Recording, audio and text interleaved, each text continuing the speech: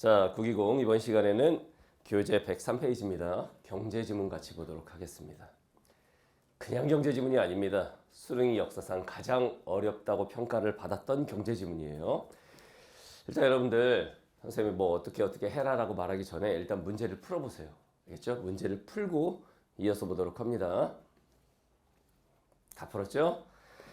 자, 이 지문을 보면은 딱 일단 풀었을 때 느낌이 어떠냐면은 야, 시험장에서 이런 질문 만나면 어떻게 해야 되나? 이런 걱정이 좀 될 수 있습니다. 어렵지. 왜 어려운 것 같아, 이게? 모르는 경제 용어들 막 이런 게 많이 나오죠? 어려워? 너무 쉬워? 굉장히 어렵죠? 왜 어려워?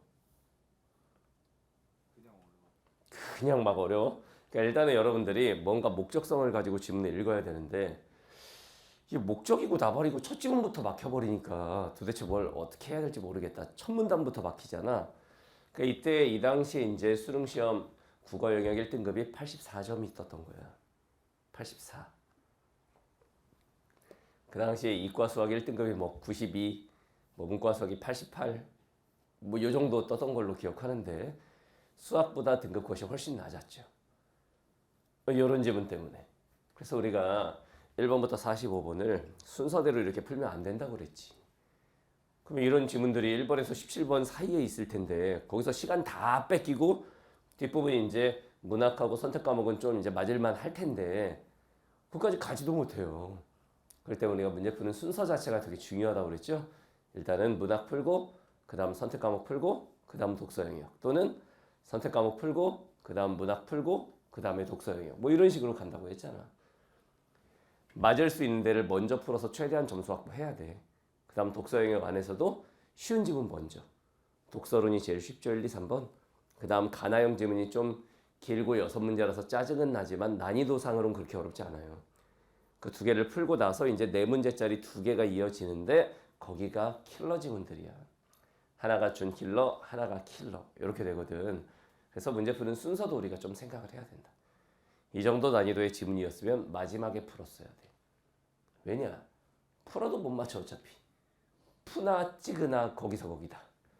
이런 지문에서 일단 기본 문항을 잘 봐둬서 기본적인 문제를 먼저 살리는 걸 목표로 해야 되겠죠.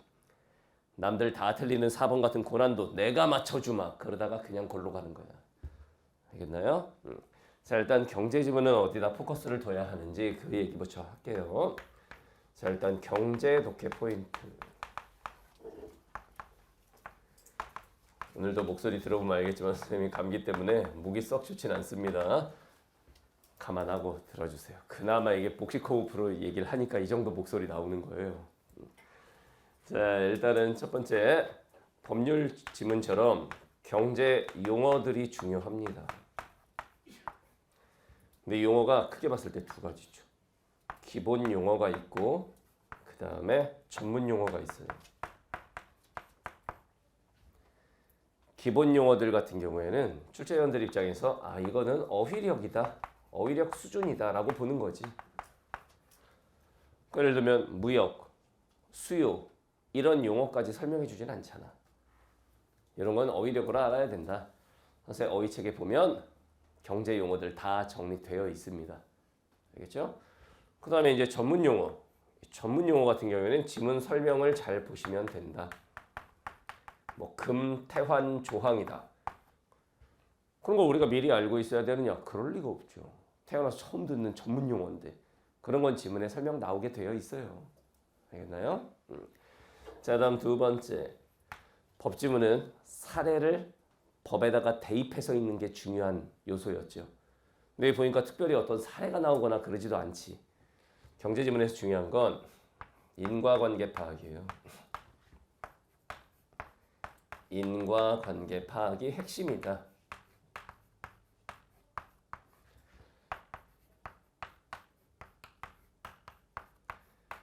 자, 인과관계라고 하는 건 원인과 결과의 관계를 말하지.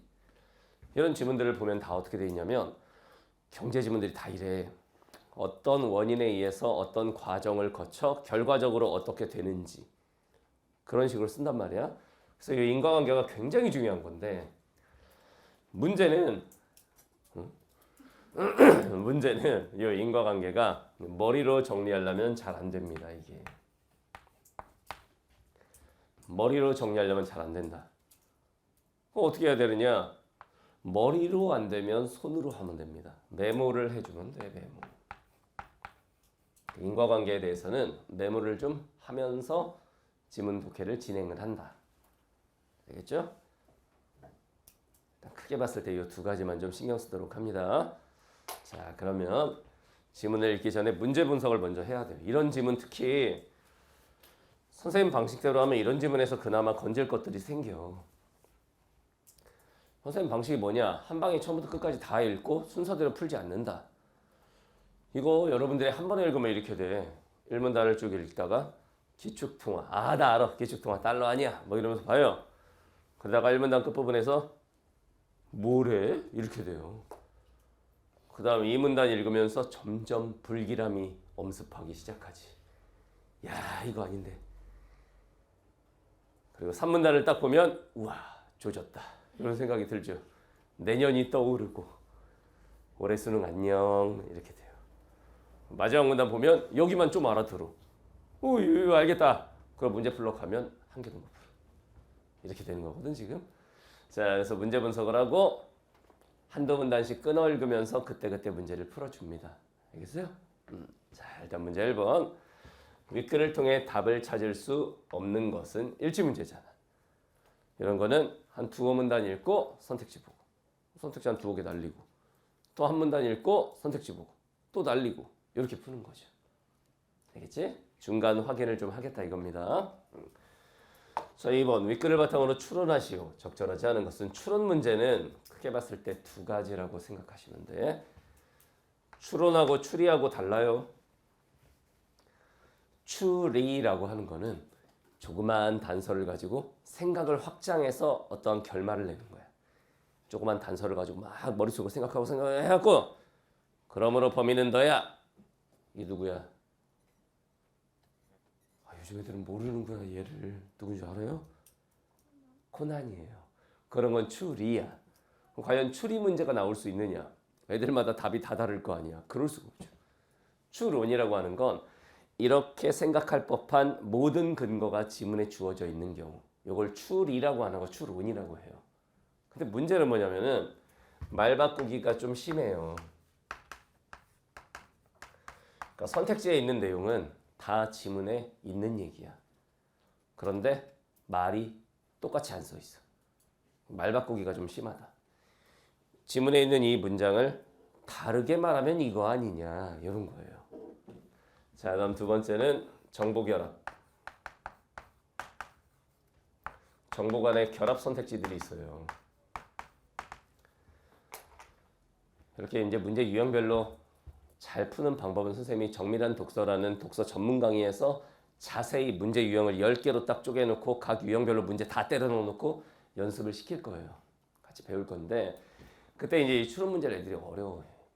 정보 결합은 뭐냐면 예를 들면 이 문단 셋째 줄에 있는 정보를 가지고 선택지 하나를 만들면 애들이 이 문단 셋째 줄에서 찾아갖고 잘 제껴요. 그런데 이 문단 셋째 줄 플러스 3문단 둘째 줄 합쳐가지고 선택지 하나를 만들어 버리는 거예요. 왜 애들 입장에서 어디서 찾아야 될지 몰라. 그래서 우리가 선택지 끊어 읽기를 하라고 그러는 거예요.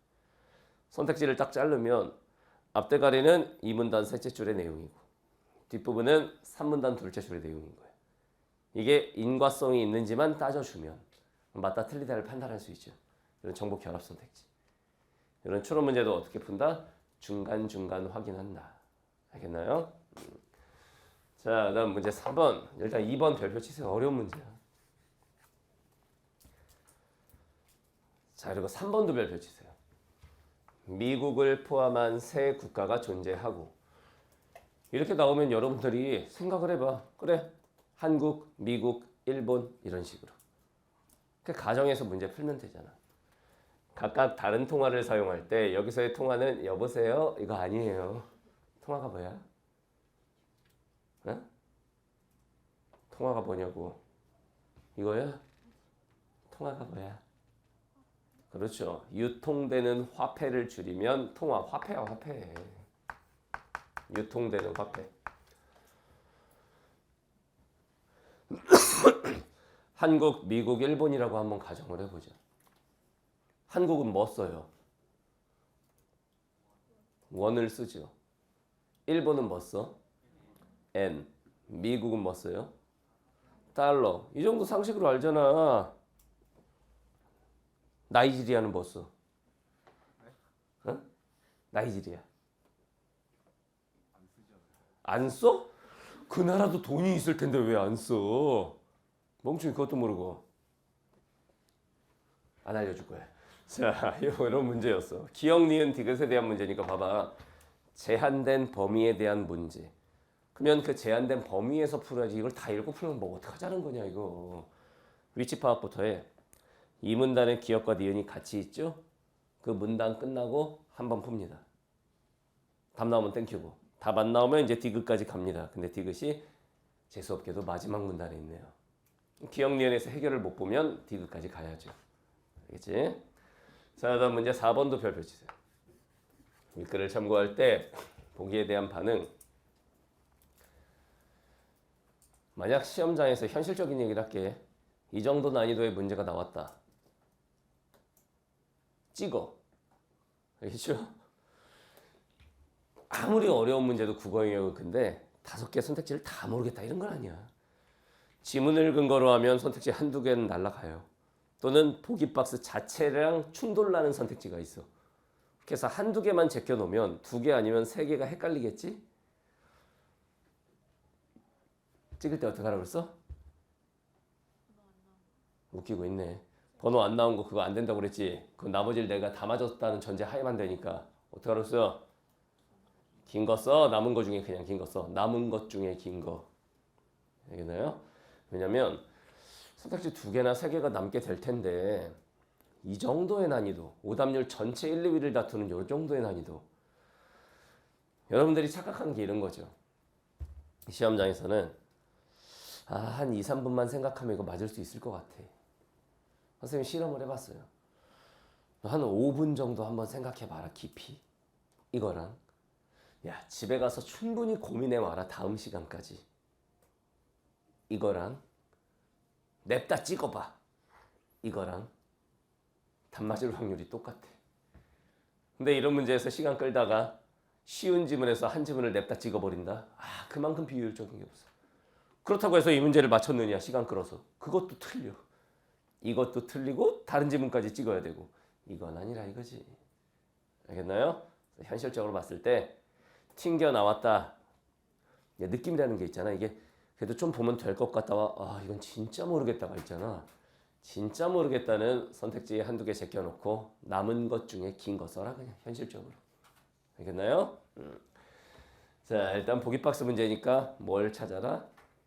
지문과의 교집합을 찾아라. 이렇게 되겠죠? 자, 지문 한번 보겠습니다. 이 지문이 바로 많은 국어 선생님들께서 해설 강의 하실 때 이건 평가원에서 잘못 낸 거다. 이건 평가원에서 잘못 낸 거다.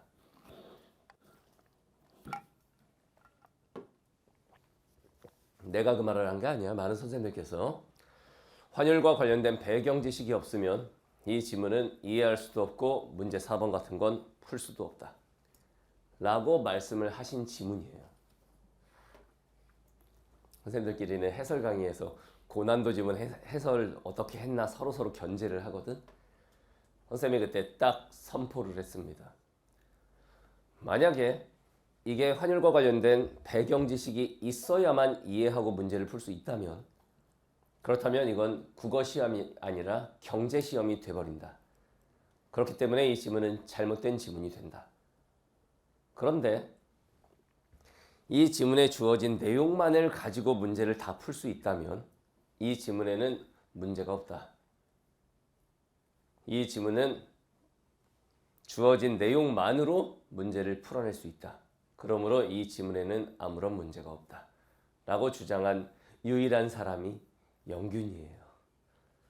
국어시험은 국어적인 논리로 접근을 해야지 막 환율이 어쩌고 저쩌고 막 이런 배경 지식을 통해서 문제를 풀어버리면 경제시험이죠.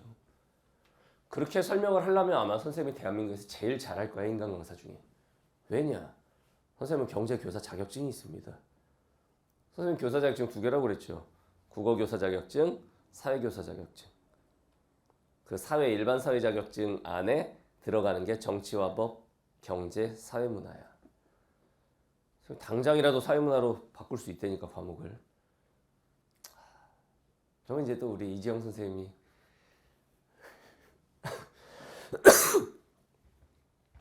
국어를 하기 잘한 것 같아.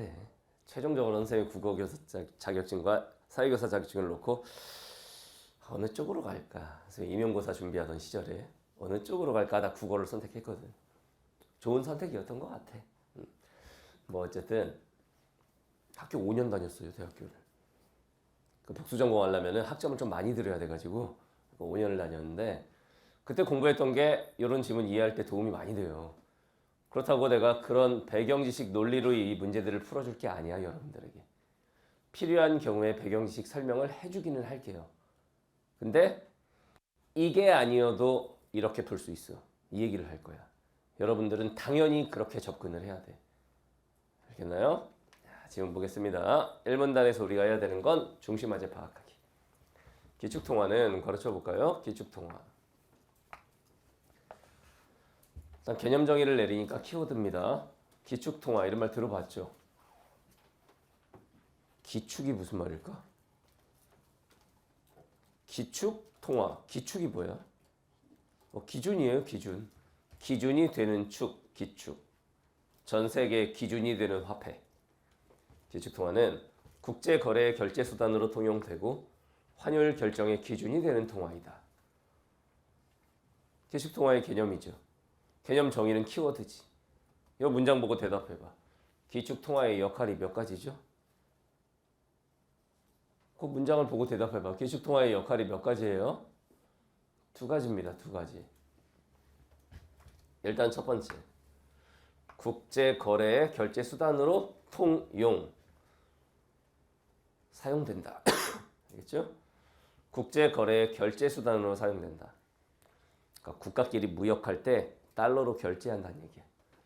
그 다음 2번째. 환율 결정의 기준이 된다.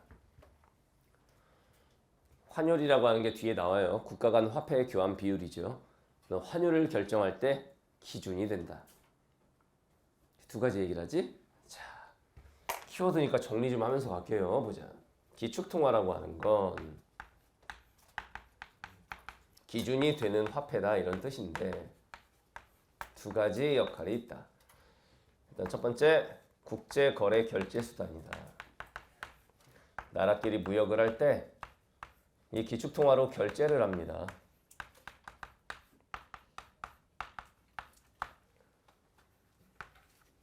그 다음 2번째, 환율 결정의 기준이 된다.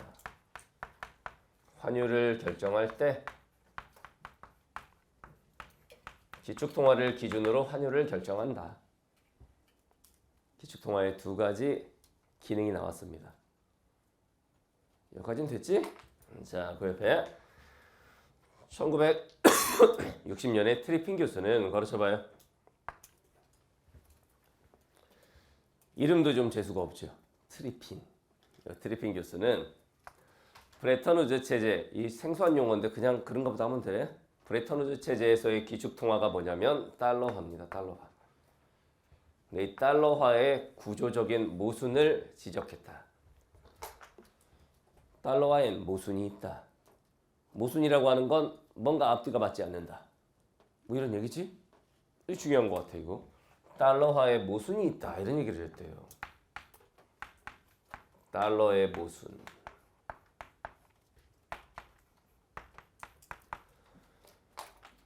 지금부터 나올 내용은 뻔합니다. 어떤 모순이 있는지를 설명하겠죠. 알겠죠?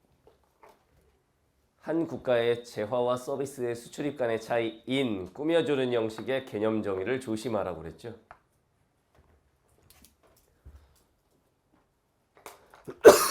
말을 바꾸면 이렇게 돼요. 경상수지란 한 국가의 재화와 서비스의 수출입 간의 차이를 말한다. 이렇게 되겠지.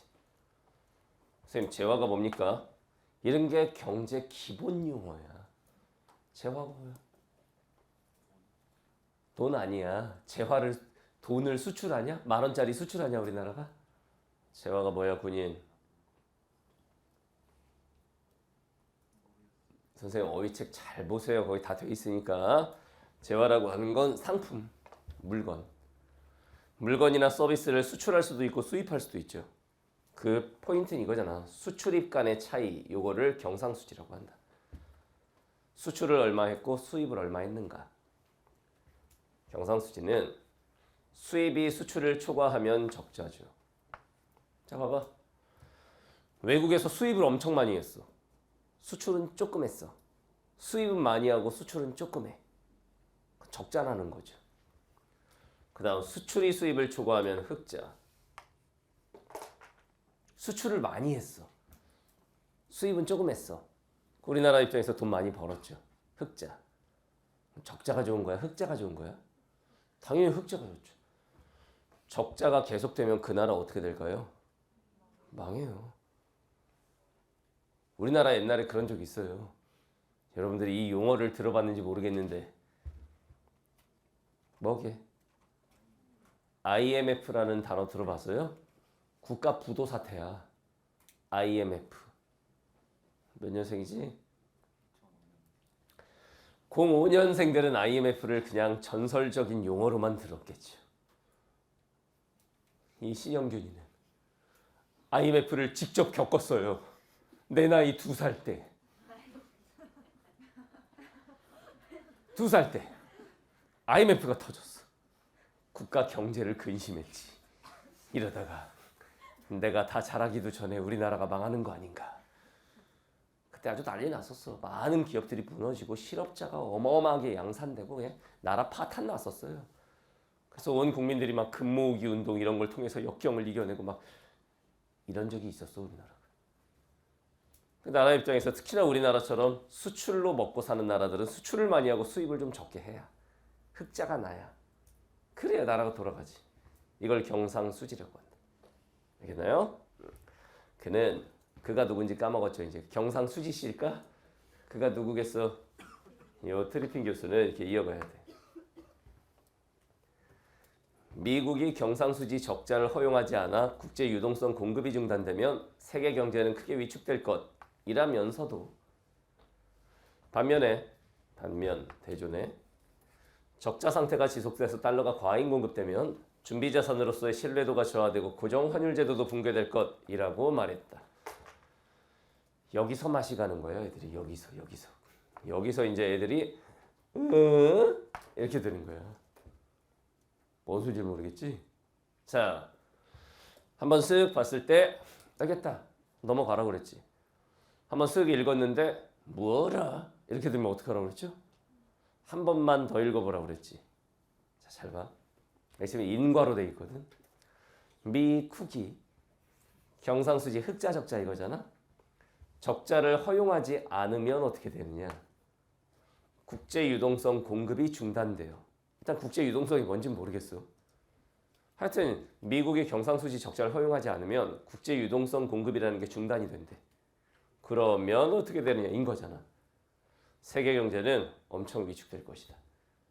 크게 봤을 때 이렇게 세 덩어리로 돼 있는 거야. 그다음 반면 적자 상태가 지속돼. 자, 맥락상 어느 나라의 적자 상태를 말할까? 미국의 적자 상태가 지속되면 어떻게 되냐면 달러화가 과잉 공급돼요. 그러면 어떻게 되냐면 준비 자산이 뭔지는 아직 몰라도 돼. 신뢰도가 저하돼. 여기서 문제. 뭐의 신뢰도가 저하된다는 얘기일까, 맥락상? 그렇죠. 달러의 신뢰도가 저하돼. 그러면 어떻게 되느냐? 고정 환율 제도가 붕괴가 돼버린다.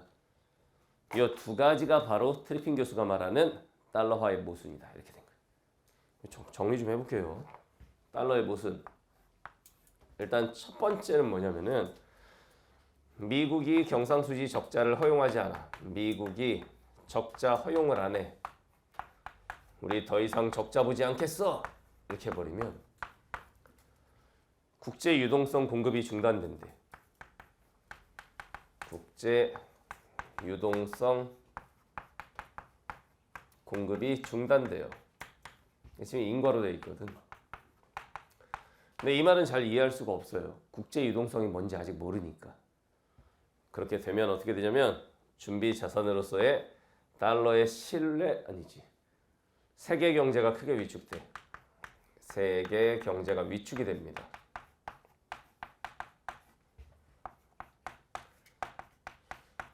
그렇구나 하면 돼요. 아직 이 단어 때문에 여기가 이해가 잘 안 돼요. 일단은. 알겠죠? 그 다음 두 번째. 반면에 적자 상태가 지속되면 미국의 적자가 지속이 돼버리면 계속 미국이 적자를 보면 달러화가 과잉 공급됩니다. 달러 과잉 공급. 과잉이 뭐냐? 너무 많이 공급돼 버린다. 그러면 달러의 신뢰도가 떨어진다. 준비자산으로서의 신뢰도가 떨어지고 그렇게 되면 고정 환율 제도가 붕괴가 돼 버린다.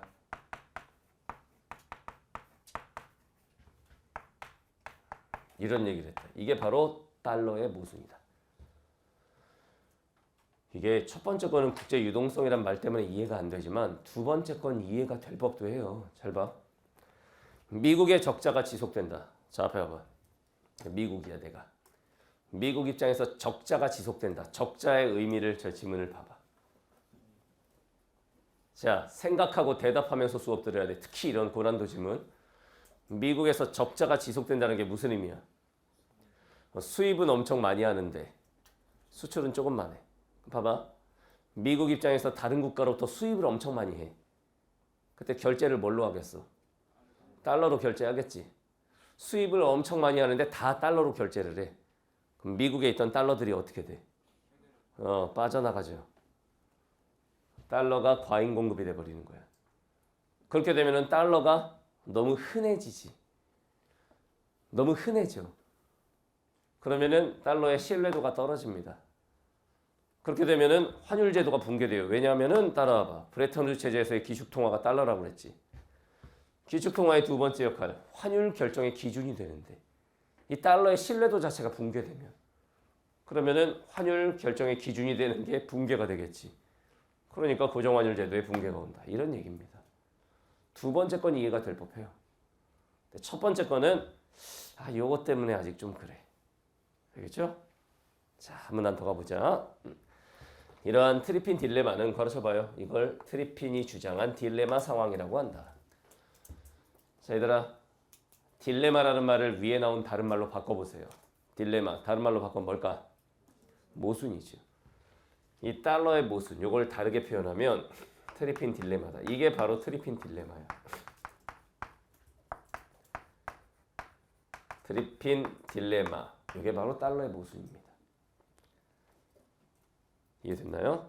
이거는 국제 유동성의 확보와 달러화의 신뢰도 간의 문제이다.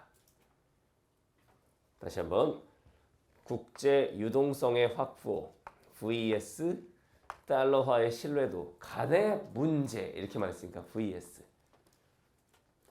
오케이? 자, 선생님 따라가봐. 국제 유동성이 뭔지 몰라도 저걸 확보해야 되나 봐. 국제 유동성 공급이 중단되면 큰일 난다고 그랬죠. 그러니까 국제 유동성을 확보해야 돼.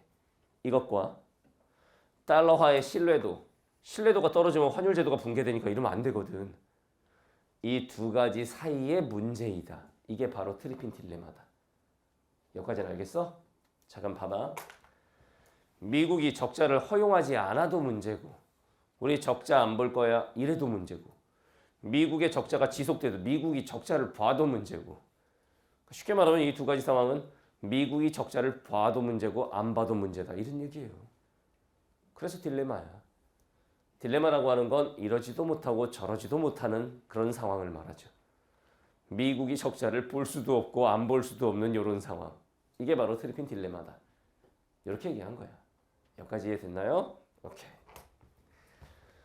자, 국제 유동성이란 저기 나오네. 국제 유동성이. 개념 정의니까 키워드겠지? 국제 유동성 걸어줘봐요. 국제 유동성이란 이게 키워드예요. 국제적으로 보편적인 통용력을 갖는 지불 수단이다. 그러니까 국제적으로 아주 보편적으로 널리 통용, 사용되는 지불 수단이야. 쉽게 말하면 국제적인 지불 수단이야. 국제적으로 여기저기서 다 통하는 지불 수단. 자, 앞에 보세요. 국제 유동성이 뭐냐면 국제적으로 사용되는 지불 수단이야. 저 위에 나온 거랑 봐봐. 뭐랑 비슷하니 그럼? 뭐랑 비슷해? 기축통화랑 비슷하죠. 기축통화가 국제 거래할 때 통용되는 결제 수단이라고 그랬지. 국제 유동성이 국제적으로 통용력을 갖는 지불 수단이야. 비슷하지. 기축통화하고 이 국제 유동성이 똑같진 않은데 비슷해요. 결정적인 차이는 이거겠지. 기축통화는 통화가 뭐라고? 여보세요 아니라고 했잖아. 통화가 뭐라고? 화폐. 국제 유동성이 좀 더 넓은 개념이겠지. 국제적으로 사용되는 지불 수단. 그 중에 기축통화가 있는 거겠지. 기축통화는 국제적으로 지불할 때 사용하는 화폐니까. 그게 바로 미국 돈인 뭐야? 달러. 국제 유동성에는 달러가 아닌 다른 게 있을 수도 있어. 그게 뒤에 나와요. 알겠죠? 그럼 요거 한번 이해해 보죠. 이제 달러가 기축통화로 쓰였으니까 달러가 국제 유동성을 공급하는 역할을 했을 텐데, 자, 잘 봐. 미국이 적자를 허용하지 않는다. 자, 선생님 말 들어봐. 미국이 계속 적자를 보고 있었어. 미국 대통령이 안 돼. 야, 이러다 우리나라 망해. 더 이상 적자 보지 않을 거야. 우린 이제 더 이상 적자를 허용하지 않겠다. 이게 무슨 말이겠어? 어떻게 하겠다는 얘기야? 수입을 어떻게 하겠다? 줄이겠다. 수입은 조금만 하고 수출을 많이 하겠다. 생각을 해봐. 수입을 조금만 해. 그럼 미국에서 빠져나가는 달러의 양이 어때? 줄어들죠. 달러의 양이 줄어든다가 이 말이야. 국제 유동성 역할을 달러가 하는데 미국 밖으로 빠져나가는 달러가 너무 적어. 그러니까 국제 유동성 공급이 중단되는 거야. 그렇게 되면 어떻게 해? 다른 나라들은 서로 무역하고 국제 거래할 때 다 달러를 쓰는데 달러가 너무 없는 거야. 세계 경제의 위축이 와요. 이런 얘기입니다. 이해됐나요? 여기까지? 오케이. 자, 금본위 체제에서는 가르쳐봐요. 금본위 체제. 일단 본위라는 이런 단어. 본위가 뭐야? 본위. 금본위 체제. 본위.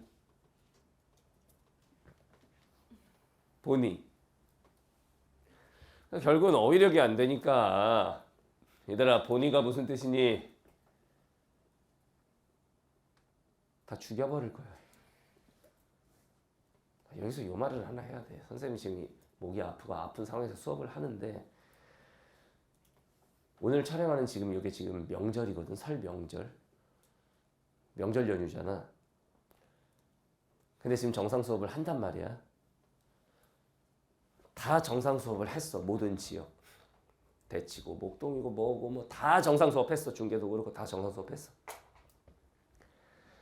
대다수의 애들이 지금 여러분들의 눈깔이라네. 눈빛을 하고 있었어. 제자한테 눈깔이 뭐야?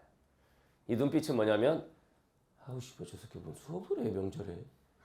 이런 눈빛. 해라. 안 그래도 어려운데 난 차겠다. 이런 눈빛. 정신 차려. 이런 눈빛을 하고 있었어. 근데 쌤이 정상 수업을 다 진행했다고 그랬죠. 어떤 지역에서. 수업이 딱 끝나고 나가는데 어떤 애가 선생님한테 주르륵 따라와. 수업 끝나고 나가는데 어떤 남자애가 주르륵 따라와. 왜 질문 있니? 그랬더니 걔가 딱 이러는 거야. 선생님 명절날에도 정상 수업 해주셔서 너무 감사합니다. 딱 이러는 거야. 얘는 뭐지? 대다수가 왜 명절날 수업하고 지랄이야. 이 눈빛인데. 끝나고 나오는데 딱 따라 나오더니 명절에도 수업해 주셔서 감사합니다. 이러는 거야. 감사하긴 뭐 감사해. 걔는 수강료 내고 수업 들은 거고 나는 수업한 거고 그냥. 근데 걔가 명절에 수업해 주셔서 감사합니다. 이러는 거야. 그게 이제 학원의 데스크 앞에서 이제 걔가 그랬거든. 그러고 가더라고. 하고 데스크에 계신 학원 직원분들한테 물어봤어. 쟤 누구예요? 그랬더니 딱 하는 말이 태장고등학교 땡땡고등학교의 전교 1등이에요. 딱 이러더라고. 거의 뭐 서울대 의대 갈 애로 학교에서 찍어놓은 그런 애라는 거야. 그러면서 선생님이 탁 든 느낌이 뭐냐면, 야, 다르구나 이거. 다르다. 달라. 기본적으로 공부에 접근하는 자세가 다르구나 이건. 이건 잘 될 수밖에 없다 이거는. 그러면서 그날 선생님이 운전하고 이제 집으로 돌아오면서 역대 내 제자 중에서 잘 됐던 애들이 어땠지를 곱씹어 보게 됐어. 선생님 제자 중에서 전국 수석이 2번이나 나왔죠. 현장에서. 전국 수석은 수능 전 과목 만점 2번 나왔었거든. 그 아이들이 이제 딱 떠오르는 거예요. 동욱이도 떠오르고 이런 애들 딱 떠올려 보니까 다르지 않았어. 그랬어. 나한테 그 말을 했던 그 애 같았어. 그 애 같았고 뭐 전과목에서 하나 틀리고 최근에 이제 전과목 하나 틀리고 서울대 의대에 합격한 이제 재혁이 같은 경우에도 생각을 해보니까 맞아. 그랬어 진짜. 그런 생각이 들면서 선생님 좀 그런 생각이 들었어. 맞아 이게. 애들이 다 같은 수강료를 내고 학원 다니지만 내가 다 똑같이 애들을 가르치고 있지만 이건 다르다. 다르다 이건 기본적으로. 공부라고 하는 게 이제 자기가 공부를 대하는 자세나 태도가 어떠한가에 따라서 천차만별이 되는 거잖아. 다르구나를 그 아이를 통해서 느꼈어요. 과연 본인들은 어떤 자세로 공부에 임하고 있는가 한번 생각해 볼 필요가 있어. 그런 친구들이라면 니네가 생각해 봐도 잘 되지 않겠니? 잘 될 수밖에 없겠지? 선생님이 돌아오는 길에 그런 생각을 하면서 왔었어. 지금 여기 애들이 이제 눈가를 보니까 다 눈가를 파고 싶어.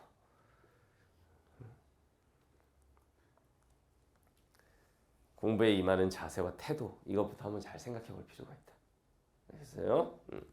자, 본이라고 하는 건 근본, 기준이라는 뜻이에요. 금이 기준이 되는 체제에서는 뭐 금이 기준이겠죠. 금이 국제 유동성의 역할을 했어. 이 얘기는 뭐냐면 금이 국제적으로 다 통한다는 얘기야. 아프리카 가서 물건을 사도 돈 없으면은 금을 내면은 통한다는 얘기지. 우리가 언뜻 생각해봐도 금은 전 세계에서 다 통하죠. 1,000원짜리 전 세계에서 통하냐? 나 아프리카 막 가봉 이런 나라 가서 물건 사고 1,000원짜리 내면은 싸대기 맞아요. 이게 안 통한다 이거야. 그렇죠? 얘가 국제 유동성의 역할을 해서 금이. 각 국가의 통화가 뭐라고? 화폐. 각각의 국가의 화폐 가치는 정해진 양의 딱 금의 양을 정해놓고 그 가치에 고정이 됐습니다. 이게 금본위제야. 이걸 이해를 잘해야 돼. 잘 봐. 정해진 양의 금 1g이 있었다 치자. 정해진 양의 금이야. 금 1g. 그 다음 아까 문제 3번에서 준 대로 미국 포함해서 세 국가를 한번 생각해 볼게. 한국은 돈 뭐 쓴다고? 금 1g은 1,000원이다. 이렇게 했다고 치자. 알겠지? 근데 일본 돈은 N이니까 금 1g은 10N이다. N은 어떻게 쓰는 거냐? 아이 그냥 N 10N이다. 그렇죠? 그 다음에 금 1g은 미국 돈으로 1달러다. 딱 고정해 놨어. 이렇게. 이게 금본위 체제예요. 이해됐나요? 정해진 양의 금의 양에다가 각 화폐를 고정해 놓은 거야. 금본위 체제. 이에 따라 국가 간 통화의 교환 비율인 요걸 뭐라고 부르냐면 환율. 나왔죠. 괄호치고. 꾸며주는 형식의 개념적인. 환율이 뭐다? 국가 간 통화의 교환 비율. 국가 간 화폐의 교환 비율. 이게 환율인데 이건 자동적으로 결정되었다. 자, 해보세요. 정해진 양의 금에다가 각 화폐의 가치를 고정해 놓으면 각 화폐 간의 환율은 자동 결정되죠. 이 경우를 봐봐. 1달러가 얼마란 얘기야 우리나라 돈으로? 1,000원. 일본 돈으로 얼마야 1달러가? 10엔. 10엔은 우리나라 돈으로 얼마야? 1,000원. 이걸 기준으로 땅땅땅 다 결정된 거야. 한국과 미국, 미국과 일본, 한국과 일본 환율이 자동 결정된 거예요.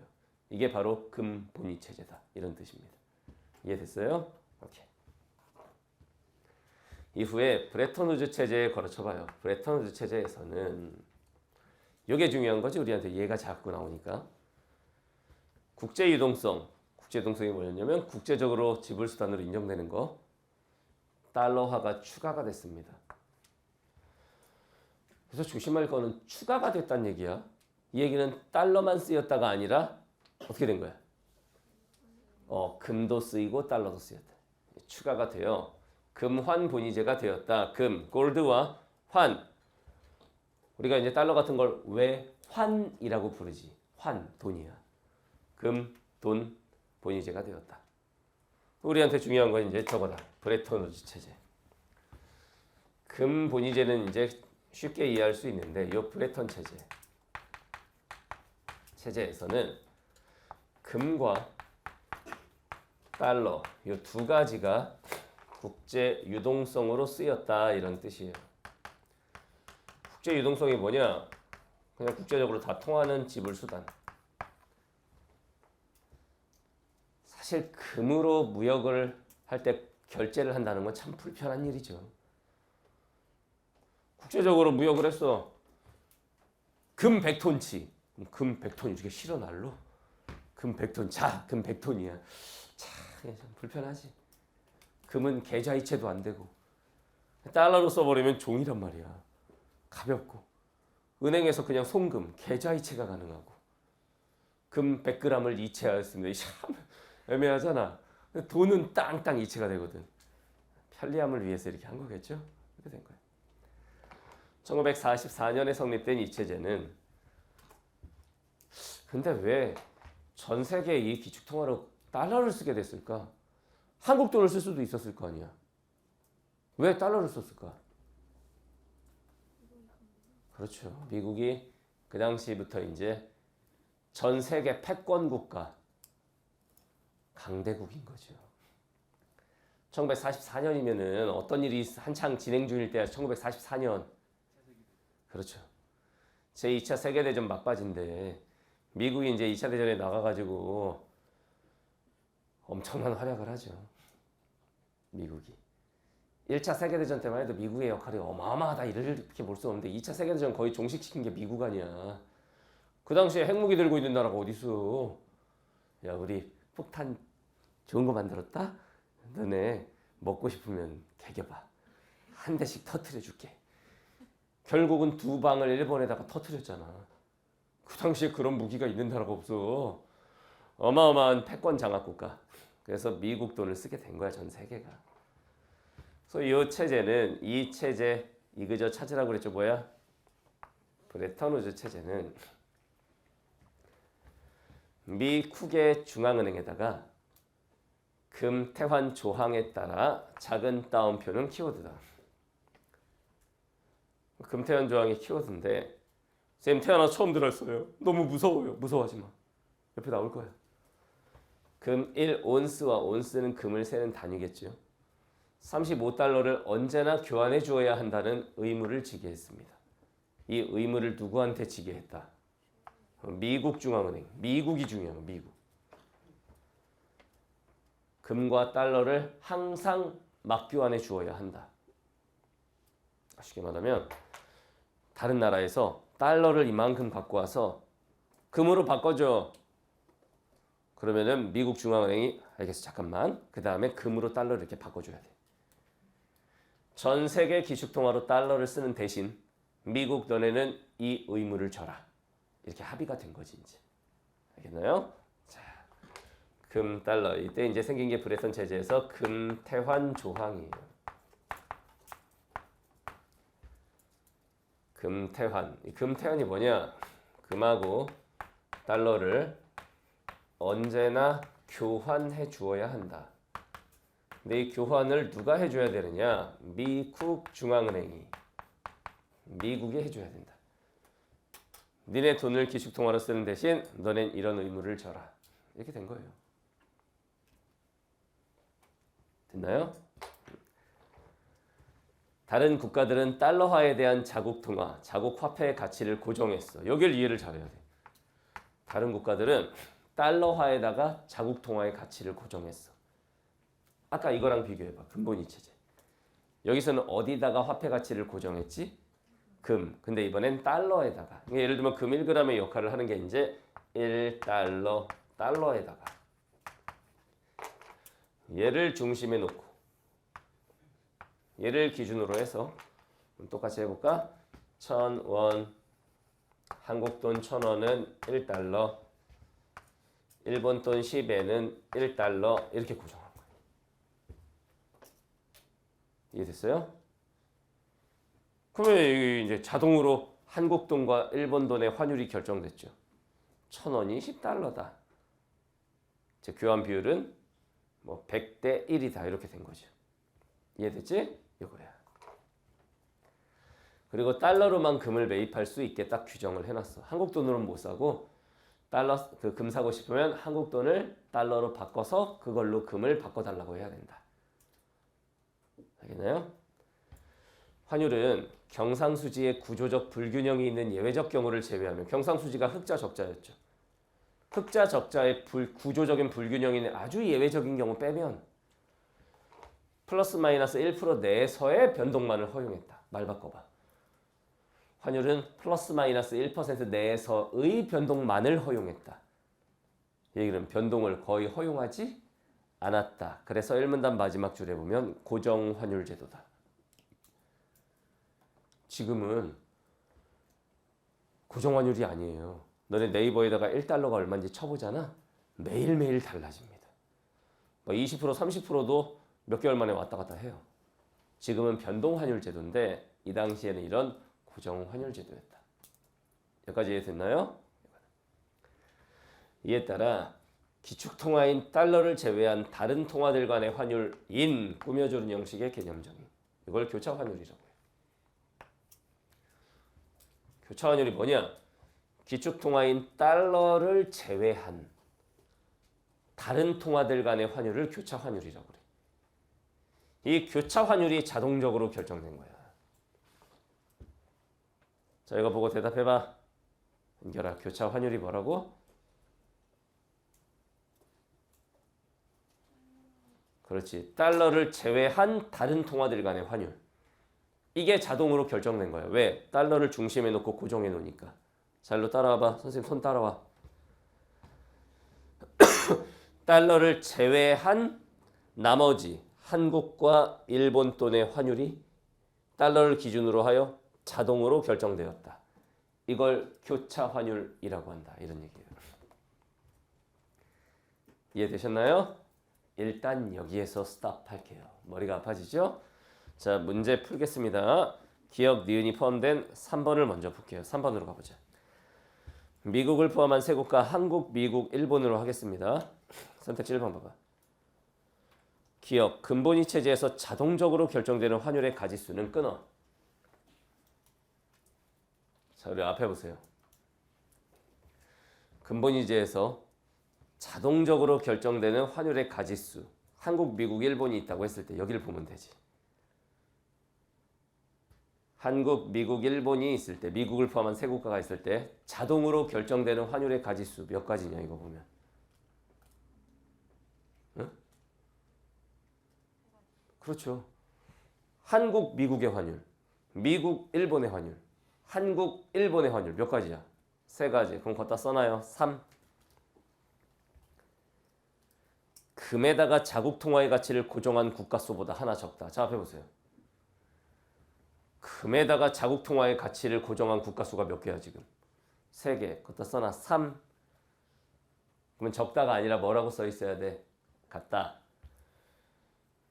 이게 이렇게 계산해서 푸는 문제였어. 아마 이렇게 푸는 애들 거의 없을걸? 그냥 쓱 보고 아닌 것 같아 막 이러겠지.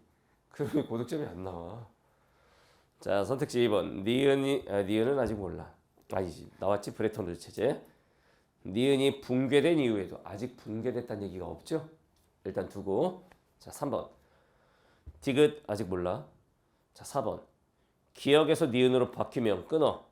이거 따져보자. 자동적으로 결정되는 환율의 가지수가 많아진다. 잘 봐. 밑줄 쳐봐. 자동적으로 결정되는 환율의 가지수. 자, 배우세요. 기업 근본이자에서는 요거지.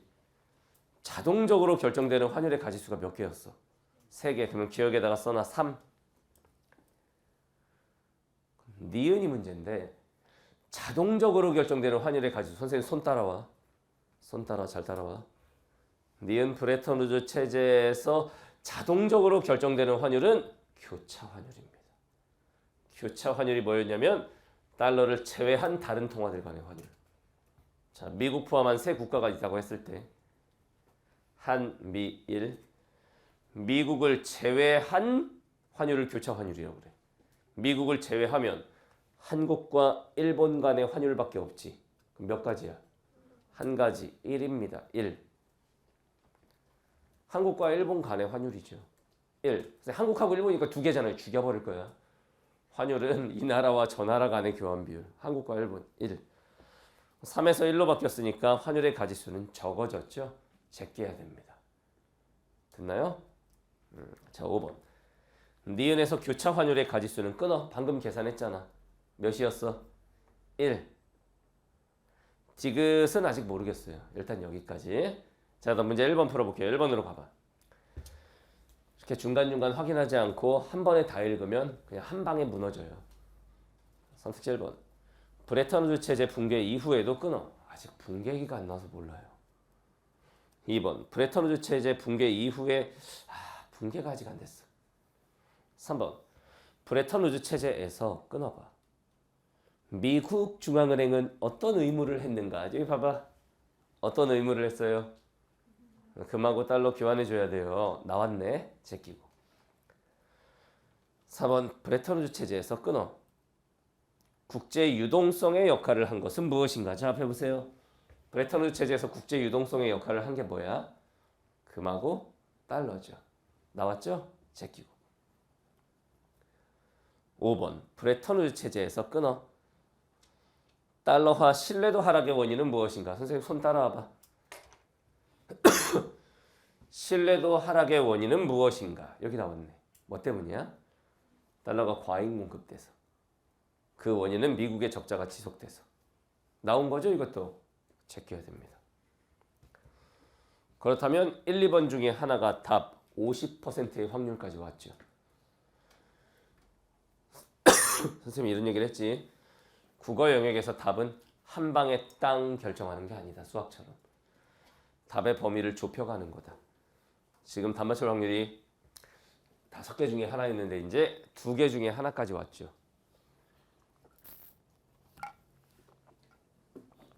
이렇게 답 맞추는 확률을 높여가는 거야. 특히 이런 고난도 지문과 고난도 문항에서. 무슨 말인지 알겠죠? 야, 수학 2점짜리만 맨날 풀면은 맨날 4등급인 거야. 4점짜리. 그 중에서도 킬러 문항을 누가 맞추느냐가 1등급을 결정하죠. 국어도 마찬가지입니다. 이런 킬러 지문을 누가 잘 대응을 하느냐에 따라서 1등급이 결판이나. 이런 지문을 어렵다고 피하지 말고 한 번쯤은 우리가 해볼 필요가 있어. 선생님, 여름 시즌에 진행되는 최고난도 독서, 최고난도 문학. 그 강의는 책이 처음부터 끝까지 이런 지문들로만 되어 있습니다. 역대 수능평가원 교육청 역사상 가장 어려웠던 지문, 경찰대학교 지문, 리트 지문, 막 이런 것들로 구성되어 있어요. 이런 걸 할 줄 알아야 돼. 알겠죠? 저기 한 명이 또 못 버티고 쓰러졌어요. 대가리로 샤프 찍어버려 저거. 펜 들고.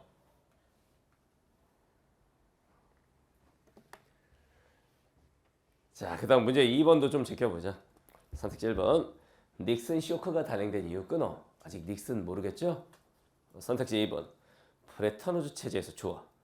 마르크화라는 말이 안 나왔지? 일단 놓고. 3번 잘 봐. 금의 생산량 증가를 통한 국제 유동성 공급량의 증가는 끊어. 자, 배워봐. 국제 유동성의 역할을 한 게 금과 달러죠. 그러면 금의 생산량을 증가시키면 국제 유동성 공급도 증가하겠지. 지금 국제 유동성을 증가시키는 방법은 금을 많이 생산하거나 달러를 많이 찍어내면 되잖아. 그럼 선택지 앞부분을 봐봐. 금의 생산량 증가를 통한 국제 유동성 공급의 증가는 여기까지 맞는 말이야. 끊어. 트리핀 딜레마 상황을 완화하는 한 가지 방법이 될 수 있다. 자, 배워봐. 트리핀 딜레마가 이거야. 달러의 모순이야. 국제 유동성 달러를 미국이 적자를 허용하지 않으면 국제 유동성 여기서 국제 유동성은 달러를 말하겠지. 달러 공급이 중단돼도 문제고 미국의 적자가 지속되면 달러가 과잉 공급돼 이래도 문제야. 그러면 금의 생산량을 늘려서 금을 통해서 국제 유동성을 증가시킬 수 있잖아. 그러면은 국제 유동성 공급 중단의 문제를 해결할 수 있지. 그리고 금으로 찍어낸 거기 때문에 달러가 더 찍어내는 게 아니잖아. 달러 과잉 공급이 아니잖아. 금으로 유동성을 공급한 거니까. 그러니까 이 상황을 해결하는 하나의 방법이 될 수 있어요. 3번 선택지가 기가 막힌 선택지입니다. 제끼고 여러분들은 그냥 한번 쓱 보고 왠지 느낌 좋군 이러면서 제꼈겠지. 정확한 이유를 알아야죠. 자, 4번 트리핀 딜레마는 끊어. 이건 쉬워. 달러를 통한 국제 유동성 공급을 중단할 수도 없고 공급을 무한정 늘릴 수도 없는 뭐를? 달러를 통한. 자, 봐봐. 달러를 통해서 국제 유동성 공급을 중단할 수도 없고 달러를 통해서 유동성을 과잉 공급, 막 무제한 공급할 수도 없는 상황이다. 딜레마예요. 맞죠? 제끼고. 5번 브레턴우즈 체제에서 마르크 뒤에 나올 건가 보다. 됐지? 자, 배우세요. 자, 이 문단까지 오는 과정도 쉽지 않았죠. 네, 지금 미리 경고합니다. 3문단이 이 지문의 핵심인데 3문단은 난이도가 헬이에요. 헬. 굉장히 어렵거든. 이것만 잘 이해하면 이제 모든 게 끝납니다.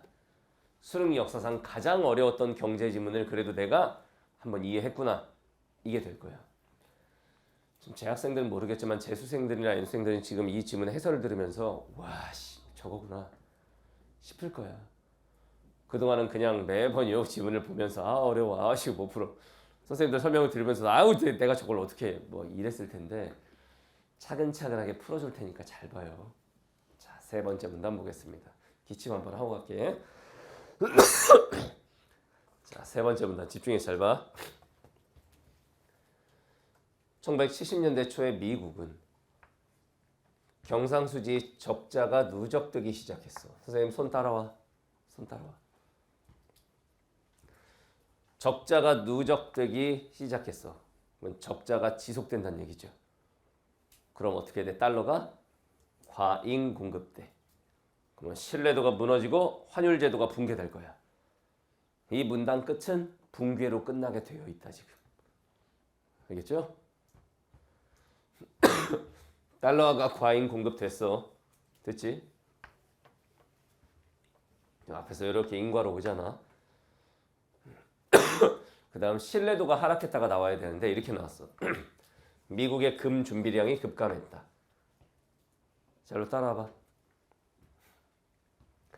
달러가 과잉 공급되면서 신뢰도가 하락했다. 여긴데 여기서 지금 달러가 과잉 공급되면서 뭐가 나왔냐면 미국의 금 준비량이 급감했다. 이렇게 나왔어.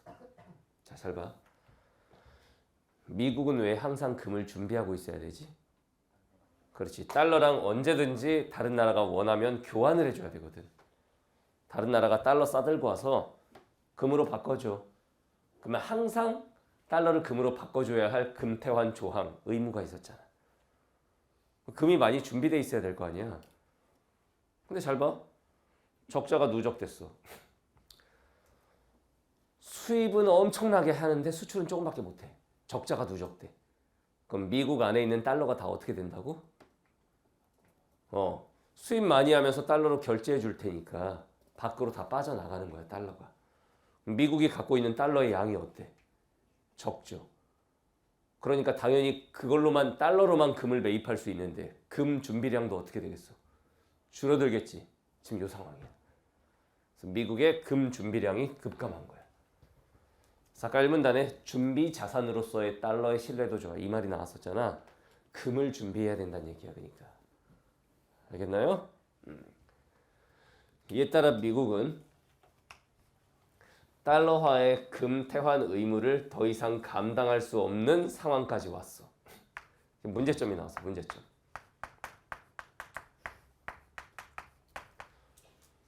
문제점이 나오면 연이어서 반드시 뭐가 나오게 돼 있지? 해결 방안. 문제점, 해결 방안 이렇게 가고 있거든. 자, 일단 요거를 이해를 잘 해봅시다. 봐봐. 얘는 이렇게 금태환 조항에 따라서 금과 달러를 언제든 교환해 줘야 되는데, 그러려면 금이 좀 준비돼 있어야 되는데 그걸 감당할 수 없는 지경이 돼버린 거야. 자, 이거 정리 좀 해볼까요? 여긴 이해가 됐지? 달러가 외부로 다 빠져나갔어. 유출되면서 금태환 의무가 감당이 안 되는 거야. 근데 미국이 이걸 해주기로 하고 브레턴 우드 체제가 성립이 됐거든. 이게 더 이상 감당이 안 돼. 무슨 말인지 알겠어요? 그래서 이에 대한 해결책이 나오는데 문제점이 나오니까 해결 방안이 나오겠지. 해결 방안, 이제 어떻게 해결을 할 것인가가 나와.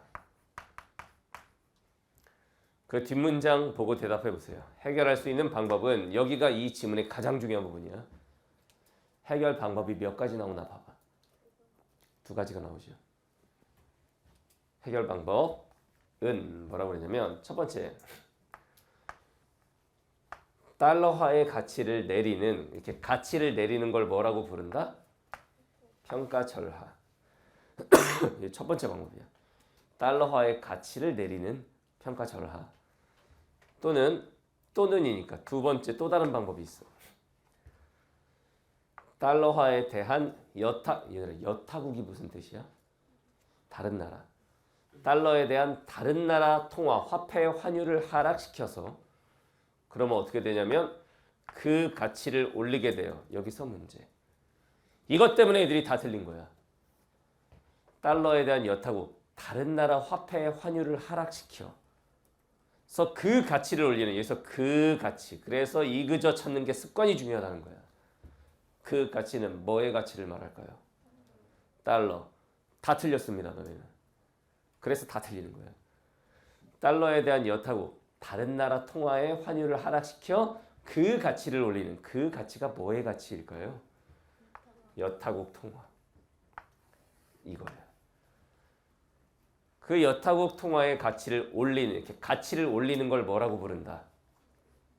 그걸 뭐라고 그래? 평가절상. 왜냐면 이거를 달러로 읽으면 큰일 나는 게 뭐냐면, 첫 번째 방법이 달러의 가치를 내리는 거였어. 평가절하.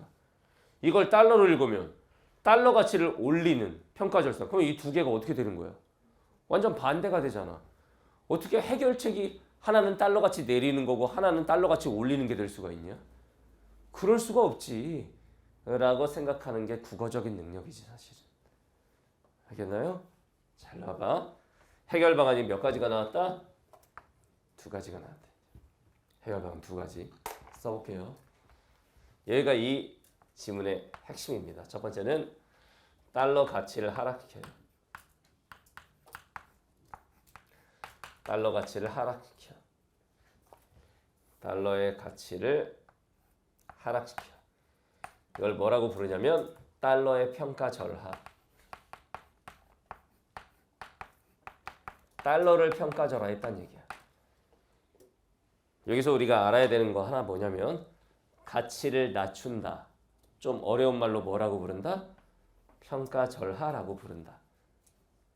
가치를 높이면 뭐라고 부르겠어? 평가절상이라고 부른다. 이거 또는 두 번째 해결 방안이 뭐냐면, 여타국, 다른 나라, 미국 말고 여타국 통화의, 다른 나라 통화의 환율을 하락시켜. 여타국 통화의 환율을 하락시켜. 그 가치를 올리는, 그 가치니까 이게 여타국 통화의 가치야. 여타국 통화의 가치를 올려주는 거야. 가치를 올리니까 이거를 평가절상이라고 부른다. 이렇게 된 거야.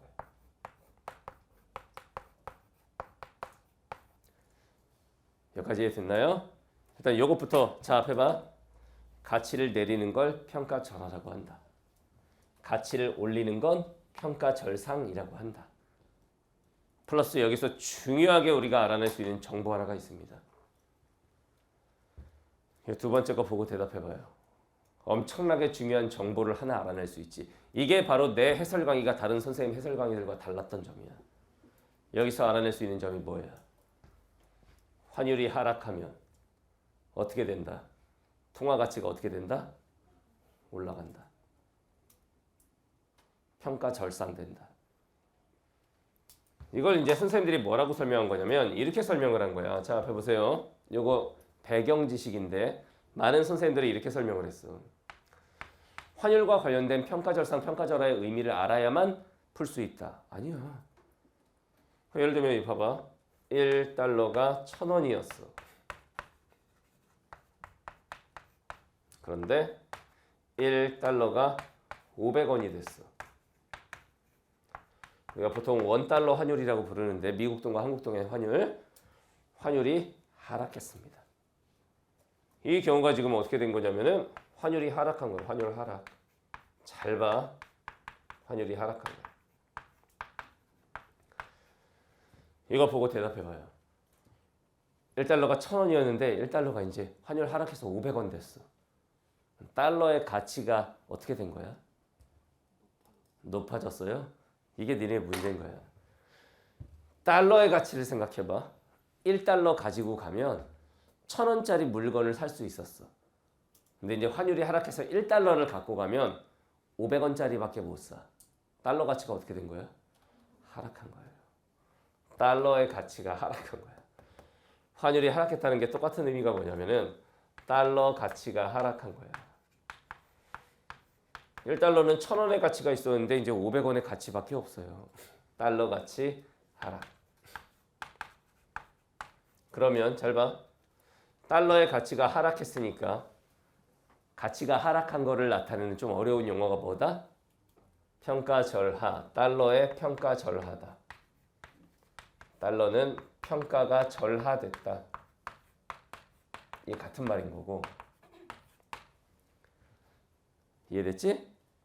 자, 거꾸로 한번 따져볼게 이번엔. 잘 봐.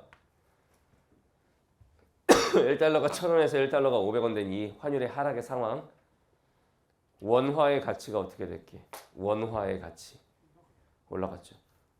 왜냐하면 이때에는 위에 있는 상황에선 1,000원을 들고 미국의 환전소에 갖다 치자. 1,000원 들고 가면은 얘네가 얼마죠? 1달러를 주죠. 환율이 이렇게 하락했어. 1달러가 500원이야. 이번에는 1,000원 들고 가면 환전소에서 얼마 줄까? 2달러 주겠지. 그럼 원화의 가치가 어떻게 된 거야? 상승한 거야. 이거는 원화 가치는 상승한 거예요.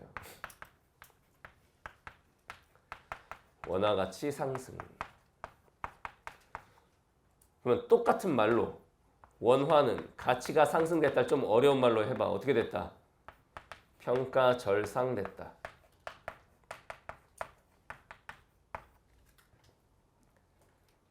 이해됐나요? 그렇다면 결국 이 환율의 하락이라고 하는 거는 달러 가치의 하락, 달러의 평가 절하라고 하는 거고 원화 가치, 원화가 달러를 제외한 여타국이 되겠지 저기서. 여타국 화폐의 가치는 상승하고 여타국 화폐는 평가 절상되었다. 다 같은 말이야 이게. 결론적으로는 잘 봐. 달러 가치를 내리는 평가 절하. 선생님 손 잘 봐. 달러 가치에 하락하는 달러의 평가 절하. 이거랑 여타국 통화의 환율을 내리는 여타국 통화의 가치 상승. 일로 와봐. 원화가 이제 달러를 제외한 여타국 화폐가 되겠지. 여타국 화폐의 가치가 상승한 여타국 화폐의 평가 절상. 결과적으로 이 1번과 2번은 같은 얘기를 하고 있는 거예요. 자, 현실적으로 생각해보자. 너네 시험장에서 솔직히 말해봐. 너 시험장에서 이 생각 할 수 있어? 못해. 때려 죽여도 못해. 근데 많은 선생님들께서 이걸 모르면 이 지문은 이해할 수도 없고 문제도 풀 수 없다 라고 말을 하신 거야. 아니야. 할 수 있어. 지문에 나와 있는 것만 그대로 정리했을 때 지금 해결 방안 두 가지가 이거지. 이 말의 맥락만 가지고도 아 그러면은 환율이 하락하면 그 통화의 가치는 상승하는구나. 평가 절상되는구나를 그 문장을 통해서도 알 수 있어. 이걸로 4번을 풀 수 있거든. 알겠나요? 자, 일단 여기까지. 자, 다시 지문으로 돌아와요. 거의 다 끝나가요. 하지만 역적이야. 브레턴 우즈 체제 하에서 달러화의 평가 전환은 규정상 불가능했습니다. 자, 따라와봐. 브레턴 우즈 체제 하에서 이 달러의 가치를 내리는 평가 전환은 안 되는 겁니다. 이건 규정상 불가능했어요.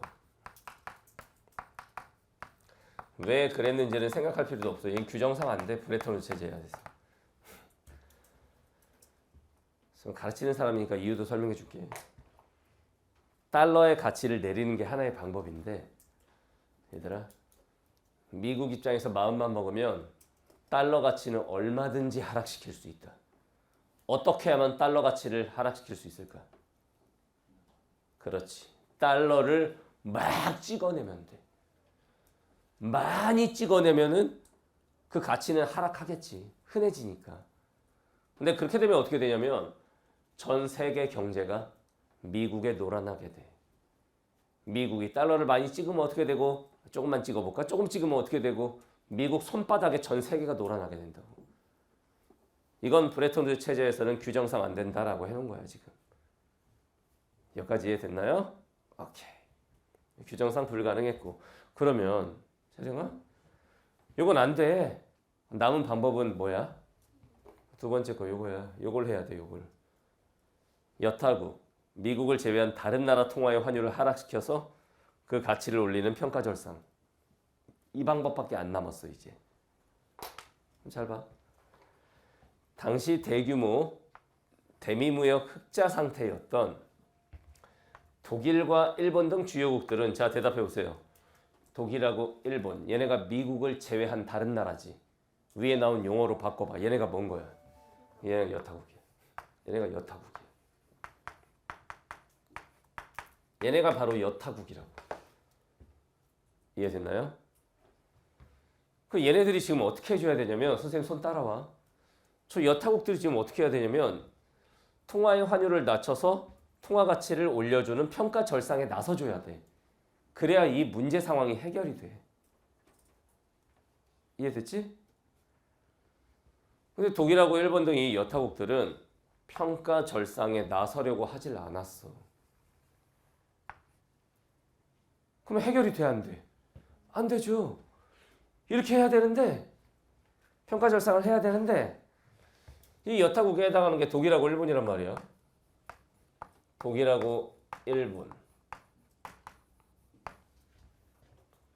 얘네들이 평가 절상에 나서려고 하지 않았어.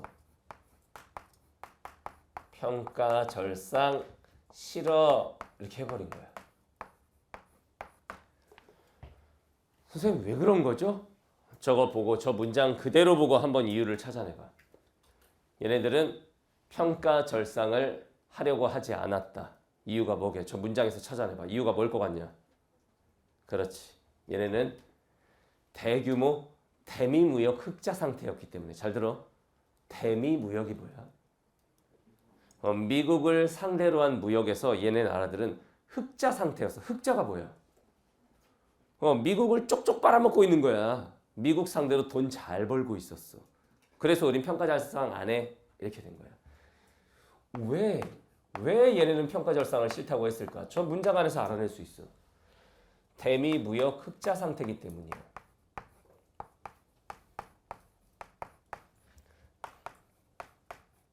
여러분들 여기까지만 집중해서 보세요. 여기까지만 집중해서 봐봐. 독일과 일본이 미국을 상대로 한 무역에서 흑자를 보고 있었다는 얘기는 거꾸로 말해봐. 그럼 미국은 독일과 일본에 대해서 어떤 상태였다는 거야?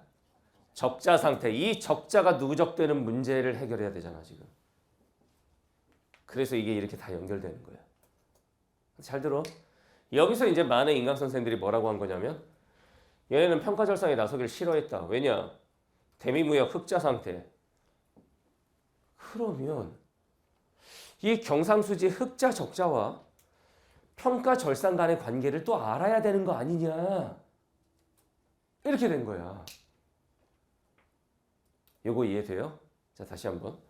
독일과 일본은 평가 절상 나서려고 하질 않았어. 왜냐? 얘네는 대미무역 흑자 상태이기 때문에. 내가 주장하는 건 뭐냐면 이 자체를 통해서 이미 이 자체를 통해서 평가 절상하기 싫어. 왜냐면 우리는 미국 상들은 흑자 상태거든. 이 얘기는. 평가 절상을 하면 그 흑자가 어떻게 된다는 얘기야? 줄어든다는 얘기야.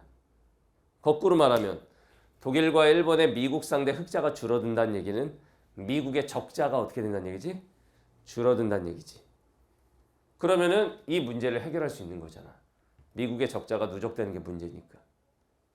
미국의 적자를 줄이려면 다른 나라의 흑자를 줄여줘야 된다고. 그러려면 얘네가 평가절상에 나서야 되는데 그게 싫은 거야. 여기서 우리가 알 수 있는 거. 얘네가 평가절상에 나서는 방법은 환율을 낮추는 건데 그렇게 되면은 이제 얘네 흑자 폭이 줄어든다 이거야. 이 자체를 통해서 알아낼 수 있어. 근데 많은 선생님들이 어떻게 설명을 하셨냐면은 그것도 본인이 알고 설명했다기보다는 공부해서 설명을 하는 거지. 이렇게 설명한 거야. 잘 봐. 환율이 하락하면 왜 흑자의 폭이 줄어드느냐. 흑자의 폭이 줄어든다는 건 경상수지가 좋아지는 거야? 안 좋아지는 거야? 안 좋아진다는 얘기지. 자, 여기만 집중해서 잘 봐. 환율이 이렇게 하락했어. 이러면 수출은 박살납니다. 왜냐? 잘 들어. 네가 미국인이야. 넌 어느 나라 사람이야? 미국인이야.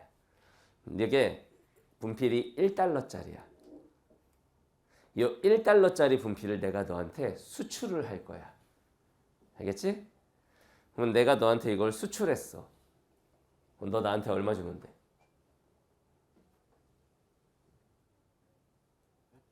내가 지금 외국인하고 얘기하냐? 네가 미국 사람이야. 이 분필은 1달러짜리야. 내가 한국인이야. 내가 너한테 이 분필을 수출했어. 너 나한테 얼마 주면 돼?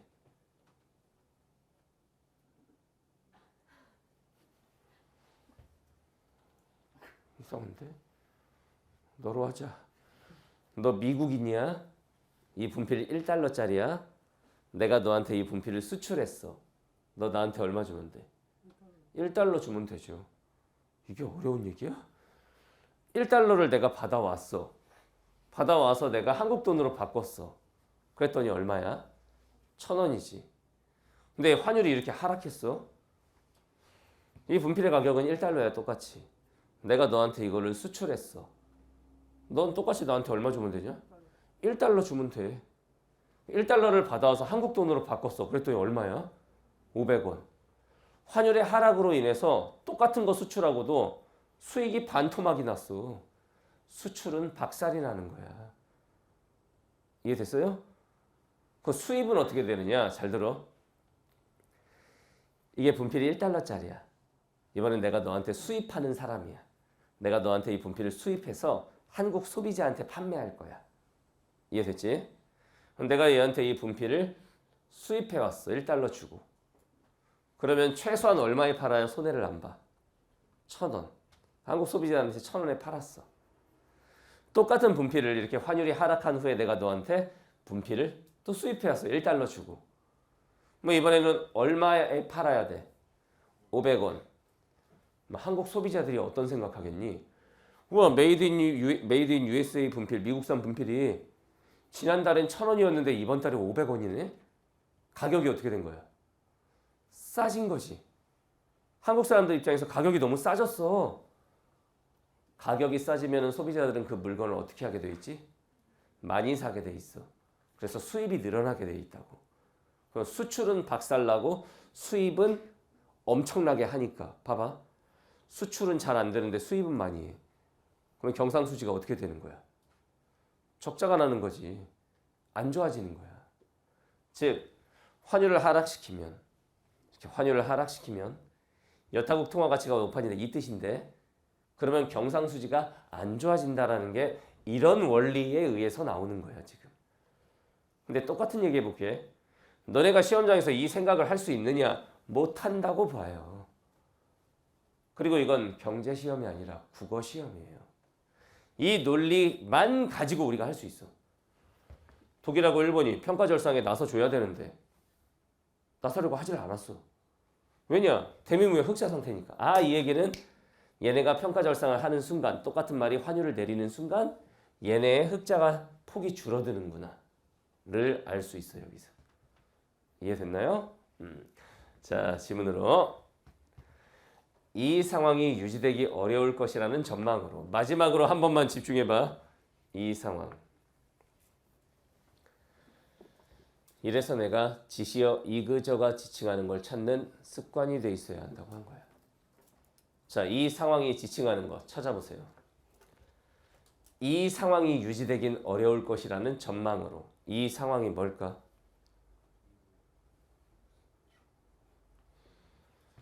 얘들아, 이그저가 지칭하는 말은 바로 앞에서 찾는 거예요. 이 상황이 유지되긴 어려울 것이다. 이 상황이 지칭하는 게 뭘 것 같니? 그렇지. 독일, 일본 등 여타국들이 평가절상에 나서려고 하지 않았다. 이 상황, 이거야. 독일과 일본이 평가절상에 나서려고 하질 않았어. 이런 상황이 유지되긴 어려울 것이다. 이 얘기는 독일과 일본은 결과적으로 어떻게 될 것이다. 평가절상 하게 될 것이다. 독일과 일본은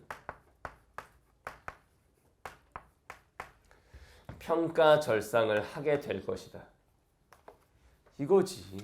이 생각을 한 해와 못한 해가 이제 맞추고 못 맞추고가 결판이나. 그래서 평상시에 지시어 이그저가 지칭하는 건 찾는 습관이 돼야 된다고 한 거야. 독일과 일본은 평가절상을 하게 될 것이다 라는 전망으로.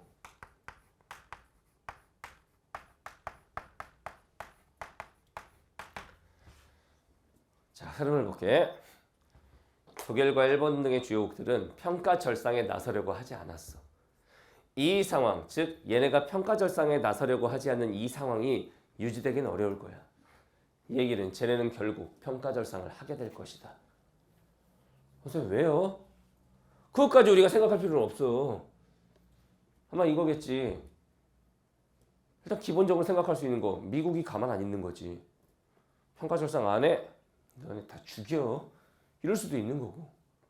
또는 얘네가 이런 상태로 계속하면 미국의 적자가 누적되면서 아주 큰 문제가 생기겠지. 그러면 기축통화가 무너져버리면 전 세계 경제공황이 올 수도 있어. 그것까지 바라진 않을 거거든, 독일, 일본도. 그러니까 결과적으로는 얘네도 평가절상을 하게 될 것이라는 전망으로. 됐지? 독일의 돈이 마르크화고 일본 돈이 엔화인데 여기서 문제. 얘네가 평가절상을 하게 되면, 선생님 손 따라와. 얘네가 평가절상을 하게 되면 독일과 일본, 즉 여타국 통화의 환율을 내리는 거겠지. 그러면 얘네 돈의 가치가 어떻게 돼? 올라가죠. 잘 들어? 얘네가 평가절상을 하게 될 거야. 그러면 독일 돈인 마르크화와 일본 돈인 엔화, 위에서 나온 여타국 통화, 가치는 올라가겠죠. 가치가 올라가. 평가절상을 하게 되면 얘네 통화의 가치가 올라가. 여기까지 이해됐어? 자, 해보세요. 내년에 부동산 값이 2배 뛸 것 같아. 지금 어떻게 해야 돼? 지금 사놔야지. 사람들은 이런 습성이 있죠. 쟤네 가치가 올라갈 거라고 생각을 하면 사람들이 어떻게 하는 거야? 지금 사야 돼. 지금 사놓고 금고에 넣어놔야 돼. 이렇게 되는 거야. 이 마르크화와 엔화에 대한 투기적 수요가 증가한 거야. 쟤네 가치가 올라갈 거니까 지금 사놔야 된다. 이거. 이렇게 된 거야. 이해됐죠? 결국 환율의 변동 압력은 더 커질 수밖에 없었어. 왜냐하면 막 투기가 발생하니까. 됐나요? 이제 끝났어. 이런 상황에서 각국은 보유한 달러를 대규모로 금으로 바꾸기를 원했습니다. 왜냐? 못 믿겠다 이거야. 못 믿겠다 이거. 일로 와봐.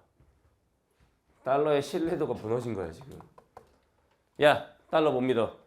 각국에서 막 달러 싸질 모아가지고 야, 금으로 바꿔줘 라고 누구한테 요청한 거야? 미국 중앙은행에다가. 근데 미국은 준비된 금의 양이 적어요. 미국은 결국 어떻게 했냐면 1971년에 달러화의 금태환이 뭐였냐면 달러를 언제든 금으로 바꿔줘야 돼. 이 금태환 정지를 선언했습니다. 막 이 나라 저 나라에서 달러 들고 와가지고 금으로 바꿔줘, 체인지 더 골 막 이렇게 한 거야.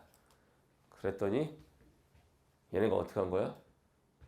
못 바꿔줘. 배째 이렇게 된 거야. 이게 바로 뭐냐면 닉슨 쇼크입니다. 잘 들어. 브레턴 우드 체제로 가는 대신에 금태환 조항 의무를 부여했잖아. 근데 그 의무를 얘네가 배째 이렇게 돼버린 거야. 그럼 브레턴 우드 체제가 어떻게 되겠어? 붕괴되는 거지. 그래서 브레턴 우드 체제가 붕괴되게 된 거야. 선생님 손 따라와봐. 미국의 적자가 누적되고 지속되고 달러 과잉 공급돼서 신뢰도가 떨어지면서 환율제도 자체가 붕괴가 돼버린 거야. 두 번째 상황인 거야 지금. 이해가 됐습니까? 됐어요. 가자. 문제 1번. 브레턴 우드 체제 붕괴 이후에도 끊어. 달러가 기축통화로서 역할을 할 수 이거 아직 안 나왔잖아. 2번. 브레턴 우드 체제 이후의 세계 경제 위축에 대해 끊어. 이것도 아직 안 나왔잖아. 이래서 어려운 거야. 아직도 답이 안 나왔어. 문제 2번으로 가봐. 선택지 1번. 닉슨 쇼크가 단행된 이유 끊어. 지금 나왔지. 자, 선생님 손 봐봐. 닉슨 쇼크가 단행돼서 그 결과 브레턴 우드 체제는 붕괴됐어요. 달러의 고평가 문제를 해결할 수 있는 달러의 평가 절하가 가능해졌다. 선생님 손 따라와. 달러화의 가치를 내리는 달러의 평가 절하는 브레턴 우드 체제에서는 규정상 불가능했지. 근데 닉슨 쇼크가 단행된 이후 브레턴 우드 체제가 무너졌지. 그러면 이제 브레턴 우드 체제에서의 규정을 신경 안 써도 되잖아. 저게 붕괴됐으니까. 그러니까 가능해진 거죠. 맞다, 제끼고. 어려운 선택지야. 이런 게 바로 말바꾸기인데 잘 봐. 브레턴 우드 체제에서는 불가능했다. 말 바꾸면 그럼 브레턴 우드 체제가 없으면 가능하다. 이거예요. 알겠나요? 제끼고. 2번. 브레턴 우드 체제에서 마르크화와 엔화의 투기적 수요가 증가한 것은 끊어. 방금 나왔던 이거잖아. 투기적 수요가 증가했다 이거. 왜 사람들이 거기다 투기를 하느냐? 이들 통화의 평가 절상을 예상했기 때문이다. 맞죠? 자, 밑줄 쳐봐. 평가 절상. 이 아까 우리가 용어 정리했었지. 평가 절상이 어떻게 된다는 뜻이다? 가치가 상승한다는 뜻이다. 가치가 오를 거라고 예상했으니까 글로 투기적 수요가 몰린 거야. 맞죠? 제끼고.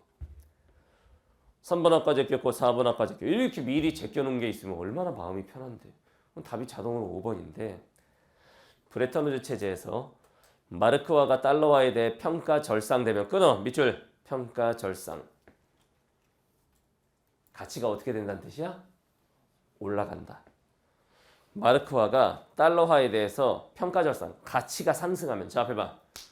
마르크화의 가치가 상승했다는 뜻이야. 제가 마지막으로 한번 따라와 볼까?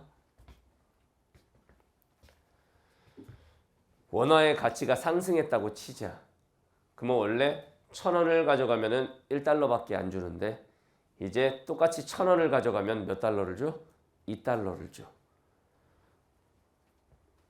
이걸 생각해 보면 평가 절상되면 가치가 상승하면 같은 금액의 마르크화로 구입 가능한 금의 양은 증가하게 되죠. 원래 한 개 살 수 있었던 걸 2개 살 수 있고 이렇게 되는 거지. 그래서 답이 5번이에요.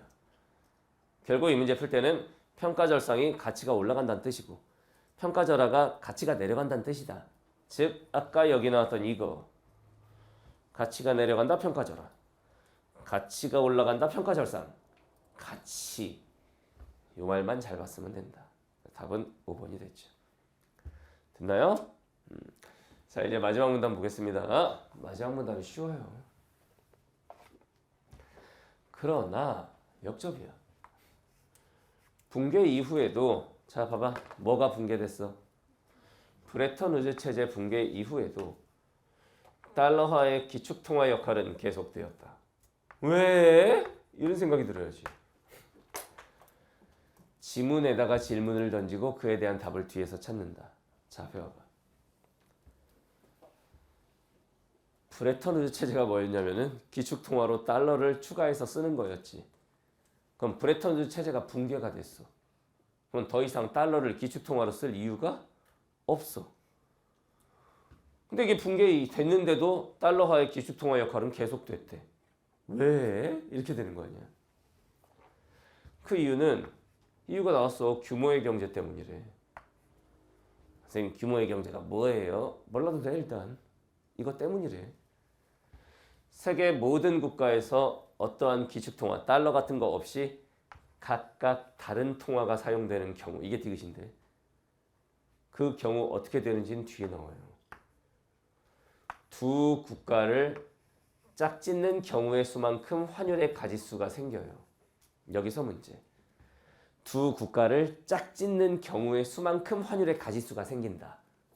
이게 많이 생긴다는 거야? 적게 생긴다는 거야? 맥락상으로 이미 알겠지. 많이 생긴다 이런 뜻이지 뭐. 많이 생긴다. 이 말만 가지고도 답 나와 그냥.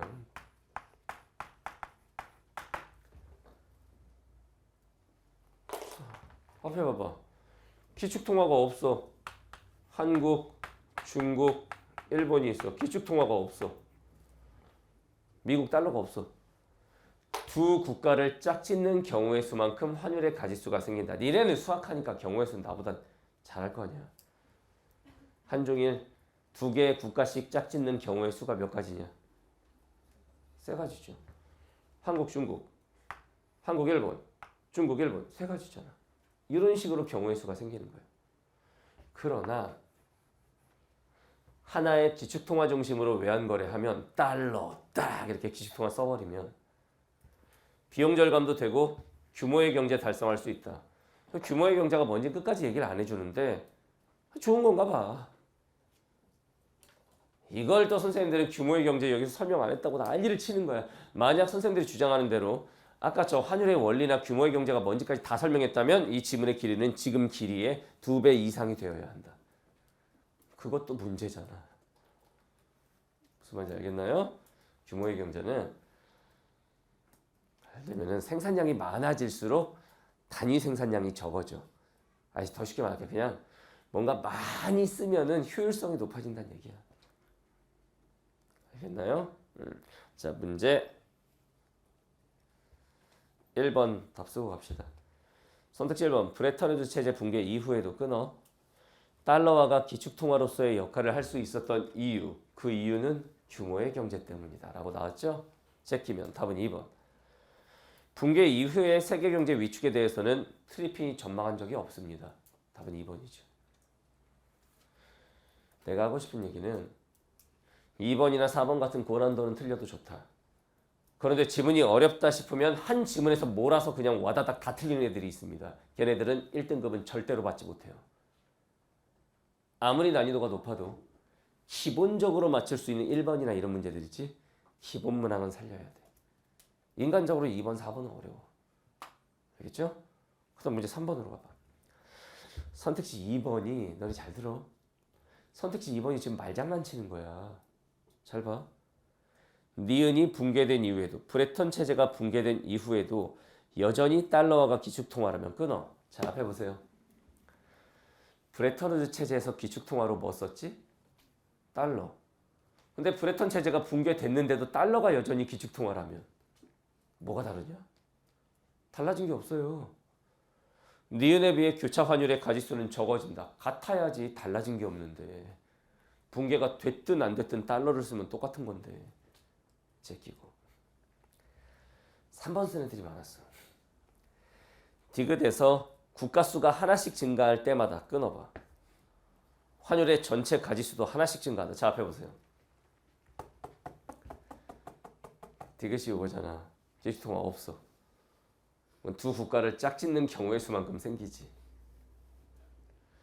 그러니까 미국을 포함한 세 국가라고 했으니까 미국이라고 해볼게. 근데 기축통화가 없어. 미국 달러도 기축통화가 아닌 경우야 지금. 짝짓는 경우의 수. 한미, 한일, 미일 몇 가지야? 세 가지. 선택지에 나온 대로 국가수가 하나 증가했어요. 중국이라고. 그러면 환율의 전체 가짓수는 하나가 증가하느냐? 몇 개가 증가하죠? 세 개. 한중, 미중, 일중 3개가 증가해요.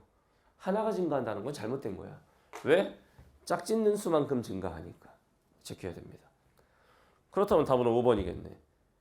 니은에서 교차 환율의 가지수는 1개였죠. 디귿에서 생기는 환율의 가지수보다 적다. 디귿은 3개죠. 3개. 근데 굳이 3개라고 계산을 안 해도 자 봐봐. 야, 앞대가리가 지금 선택식 끊어읽기 했을 때 1개거든. 근데 디귿은 이런 경우 두 국가를 짝짓는 경우의 수만큼 환율의 가지수가 생긴다. 즉 엄청 많이 생긴다는 뜻일 거 아니야. 그 맥락만 보고도 답 5번이라는 걸 알 수가 있어. 답은 5번이다. 1번, 2번, 3번은 끝이 났다. 남은 문제 4번 풀고 마무리할게요. 자, 4번. 아마 모든 국어 강사 중에 이렇게 설명하는 사람이 나밖에 없을 거야. 이거 진짜 똑똑한 애가 그 중계에서 수업 듣는 애가 국어에 완전 도사가 있어. 진짜 똑똑한 애가 선생님 설명 딱 듣고 선생님 돌았네요 이러는 거야. 자기가 안 그래도 이 지문이 너무 어렵고 궁금해서 해설 강의를 다 들어봤대. 사실은 그 정도의 성의가 없잖아. 다 들어봤었대 이전에. 선생님 해설 강의 딱 듣고 미쳤대. 그렇게 설명하는 거 선생님밖에 못 봤대요. 다 저렇게 설명하니까 환율 배경 지식으로 해가지고 설명하니까. 자, 보기 박스 잘 봐. 브레턴 우즈 체제가 붕괴된 이유, 붕괴됐어요. 두 차례 석유 가격의 급등을 겪으면서 오일 쇼크라고 들어봤어요? 석유 가격이 엄청나게 올랐었어. 그러면 이제 돈이 다 어디로 들어가겠냐? 석유 사는 데 들어가겠지. 사우디아라비아나 막 이런 나라로 다 돈이 들어가겠지. 기축통화국인 A국. 자, 지문에 나온 나라로 바꿔서 읽읍시다 우리. 그래야 좀 쉽게 가겠죠. 기축통화국인 A국. 어디겠어 이거? 미국이라고 좀 바꿔서 읽을게 이거. 미국. 금리가 인상됐습니다. 금리가 무슨 뜻이야? 이런 게 경제학 기본 용어예요. 금리가 뭐니? 금리? 뉴스 같은 데서 금리 인상 이런 거 나오잖아. 금리가 뭐야? 이자율입니다. 이자율. 이자율이 인상됐고 통화 공급은 감소했어요. 자, 앞에 봐봐. 이거 기축통화국 A국이라고 치면 이 통화는 뭘로 봐야 될까? 달러라고 생각합시다. 적용을 해보는 거야. 알겠죠? 통화 공급이 감소했다는 얘기는 돈이 씨가 말랐다. 왜? 석유 사는데 다 들어가고 금리 인상되니까 이자 많이 주니까 사람들이 은행으로 다 돈 집어넣고 시중에 돈이 씨가 말랐다. 이런 상황. 여기에 A국을 미국이라고 하자고 했지? 미국 정부의 소득세 감면과 군비 증대는 미국이 국민들이 너무 살기 힘든다고 그러니까 세금 줄여줄게요 이렇게 한 거야. 소득세를 감면해줬어. 그러면은 미국 정부가 걷어들이는 세금도 어떻게 됐겠어? 줄어들었겠지? 그런 상황에서 군비 증대. 군비는 군사에 쓰이는 비용. 미국은 국방비 지출이 전 세계 압도적인 1위죠. 군비는 더 증가시켰어. 돈이 완전 바닥나겠지. 그러면 이 미국의 금리는 더 인상이 된 거야. 이자율이 엄청 높아져. 미국 은행들이 우리 은행에 돈 맡기면 이자 20% 줍니다. 막 이렇게 된 거야. 그럼 잘 봐. 금리가 높으니까 대량으로 외국 자본이 유입됐어. 외국 자본들이 왜 미국 은행으로 막 다 들어왔을까? 이자를 많이 주니까. 야, 지금 미국 은행에다 돈 맡기면은 이자 20%나 준대. 막 떼거지로 들어온 거야. 이건 미국한테 좋은 게 아니에요. 단기적으로 봤을 때는 외국 투자가 다 자본이 많이 들어오니까 좋은 것 같지만 이게 산업시설이나 이런 데 투자가 돼야 좋은 거지. 미국 은행으로 돈이 들어오잖아. 문제는 뭐냐면 이자를 20%씩 주기로 했으면 이자를 줘야 될 거 아니야. 원금은 안 갚아? 원금도 갚아야 되는데 이자까지 20%씩 주면 미국 파산돼 이렇게 되면. 이해됐어요? A국, 미국은 이로 인한 상황을 상황을 해소해야 돼 이제. 해결 방안. 국제적 합의를 주도해서 서로 교역하며 무역하면서 다른 통화, 다른 화폐를 사용하는 세 국가. 자, 잘 봐. 선생님이 어떻게 하나? 이런 게 바로 센스야. A국은 지금 우리가 어디로 하기로 했어? 미국. B국, C국을 무슨 나이지리아, 가나 이런 나라로 하면 안 돼. 지문에 나온 나라로 바꿔봐. 지문에 나온 나라가 뭐였어? 독일하고 또 일본 이렇게 해봐. 외환시장에 대한 개입을 합의했다. 왜? 이 상황을 해소하려고. 쉽게 말하면 미국이 SOS 친 거야. 야 독일아 일본아 이렇게 가다 우리나라 진짜 뭐 된다 지금. 아주 파탄 난다. 니네가 좀 도와줘라. 이렇게 된 거야. 이로 인해 A국 통화, 미국 달러화에 대한 미국 통화에 대한 B국 어디로 하기로 했어? 독일과 독일 화폐와 C국 어디로 하기로 했어? 일본 화폐의 환율을 어떻게 했냐면 50% 30%씩 하락했어. 별표 치세요. 지문과의 교집합. 얘들아 지문에 나온 용어로 대답해봐. 미국 입장에서 독일과 일본은 미국이 아닌 나라니까 뭐야? 여타국이야. 얘네가 이제 여타국이야. 여타국. 여타국 화폐 환율을 50%, 독일은 50% 하락시키고 이건 미국이 완전 양아치 짓한 거야. 응, 너네 반토막 이렇게 된 거야. 일본은 살짝 봐줘갖고 30%. 자, 선생님 손 따라와. 문제가 터져버렸을 때 해결 방안이 두 가지가 있는데 그 중에 두 번째. 미국이나 일본 등의 여타국 통화의 환율을 어떻게 했다고 써있어? 보기박스에 하락시킨 거야. 그러면 저 독일 돈과 일본 돈의 가치는 어떻게 된 거야? 상승한 거야. 평가 절상된 거야. 바로 이거야. 요 두 번째. 두 번째에 있는 바로 이 해결 방안이 여기에 그대로 적용된 거야. 보기박스에. 이해됐습니까? 자, 그럼 선택지 보세요. 선택지 1번 A국, 미국의 금리 인상과 통화 공급 감소로 인해 A국 통화의 신뢰도가 낮아진 것은 끊어봐. 자, 앞에 봐봐. 얘들아, 신뢰도가 낮아지는 건 어떤 경우가 그랬지? 과잉 공급될 때. 근데 뭐 이 선택지에 통화 공급 감소라고 그랬잖아. 감소가 아니라 과잉 공급일 때 그렇게 되는 거야. 제끼고. 또는 이렇게 해도 돼. 낮아진 것은 외국 자본이 대량으로 유입됐기 때문이냐 봐봐. 금리 인상이 되니까 외국 자본이 들어온 거야. 외국 자본이 들어왔기 때문에 금리가 인상된 게 아니야. 이는 앞뒤가 바뀌었어요. 제끼고. 그러니까 1번 같은 선택지는 조금만 생각해보면 제낄 수 있는 선택지야. 이거 보기 박스만 갖고도. 높은 금리로 인해서 외국 자본이 들어온 거지. 외국 자본이 들어왔기 때문에 금리가 높아진 게 아니에요. 선후관계가 틀렸어 이건.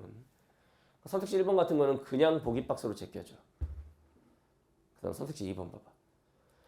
국제적 합의로 인한 A국 통화에 대한 B국 통화의 환율 하락으로 자 봐봐. 해결 방안. A국 통화에 대한 B국 통화 50% 하락한 거 맞지? 그것까진 맞아. 하락으로 국제 유동성 공급량이 증가하여 끊어봐. 자, 앞에 봐. 이거 이해되나 봐봐. 금리 인상도 문제야. 통화 공급 감소가 문제야. 이거에 대한 해결, 이 상황을 해소하기 위해서 이렇게 했거든? 뭐 이런 방법을 쓰면 이 통화 공급이 좀 어떻게 됐을까? 늘어났겠지. 자, 다시 한번. 금리가 너무 인상되고 통화 공급이 감소한 게 문제야. 그래서 해결 방안으로 이렇게 했어. 이 해결 방안을 쓰면 금리가 살짝 낮아지고 통화 공급도 어떻게 되겠어? 증가하겠지. 근데 얘네가 기축통화국이니까 국제 유동성이 증가한다고 볼 수 있는 거야. 그래서 국제 유동성 공급량이 증가하여까진 맞아요. 뒤에 봐라. A국 통화의 가치가 상승했겠군. 포인트는 이거야. A국 통화에 대한 B국 통화의 환율이 하락했어. 자, 일로 와봐. B국이 여타국이잖아. 여타국 통화의 환율이 하락하면 여타국 통화의 가치가 올라가야 돼. 즉 A국 통화의 가치가 상승하는 게 아니라 B국 통화의 가치가 상승하는 거예요. 알겠나요? 제끼고. 이해됐지? 요것만으로 그냥 바로 되는 거라고. 요것만으로. 지문에 나온 요 말만으로. 됐죠?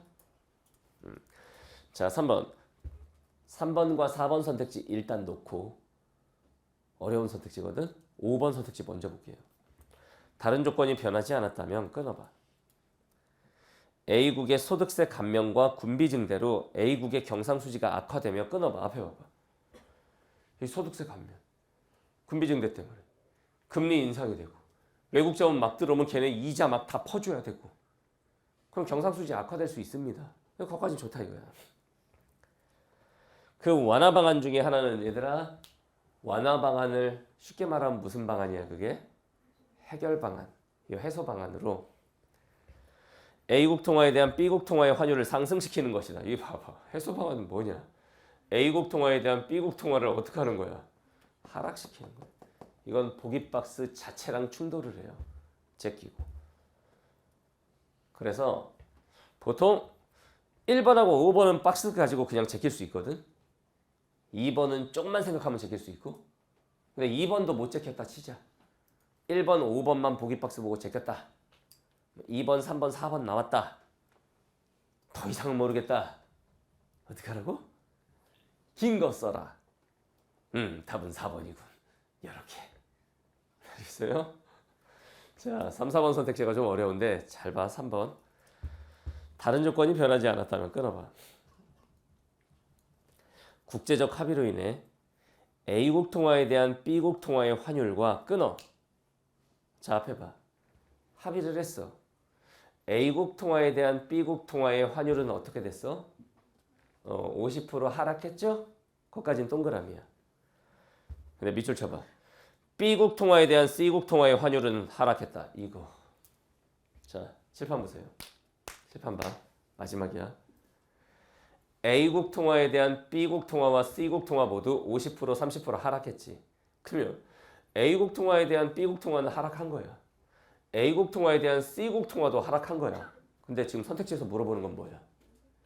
B국 통화에 대한 C국 통화 이걸 어떻게 비교하냐 이거야. 앞에 보세요. B국 통화는 얼만큼 하락했대? 50%. 자, A국을 기준으로 해서 이게 B국이라고 치자. B국은 얼만큼 하락했다고? 여기다 쓰자. 그냥 여기 쓰면 되잖아. B국은 얼만큼 하락했다? 50%. 그럼 잘 봐. 그러면 C국은 얼만큼 하락했다? 30%. B국은 50% 하락했고 C국은 30%만 하락했어. 자, 앞에 봐. B국은 요만큼 하락했고 C국은 요만큼 하락했어. B국과 C국을 비교해서 그러면 B국 통화에 대한 C국 통화의 환율은 하락했다. 어때요? 지금 어려운 얘기하는 게 아니야. A를 기준으로 B는 50이나 하락했고 C는 30만 하락했어. 이 둘을 비교하면 얘가 덜 하락했잖아. 이만큼. B국 통화에 대한 C국 통화의 환율은 이만큼 상승한 효과를 보게 되죠. 그러니까 제껴야 됩니다. 하락이 아니에요. 이해됐나요? 같은 맥락에서 선택지 4번 봐봐. 다른 조건이 변하지 않았다면 끊어봐.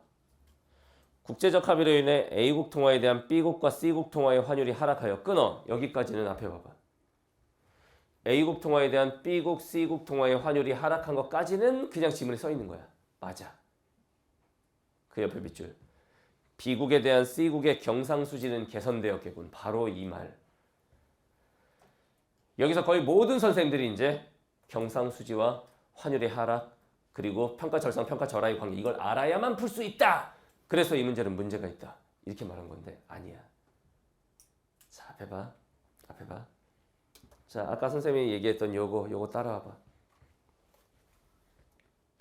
독일과 일본, 저희 B국과 C국이야 이게.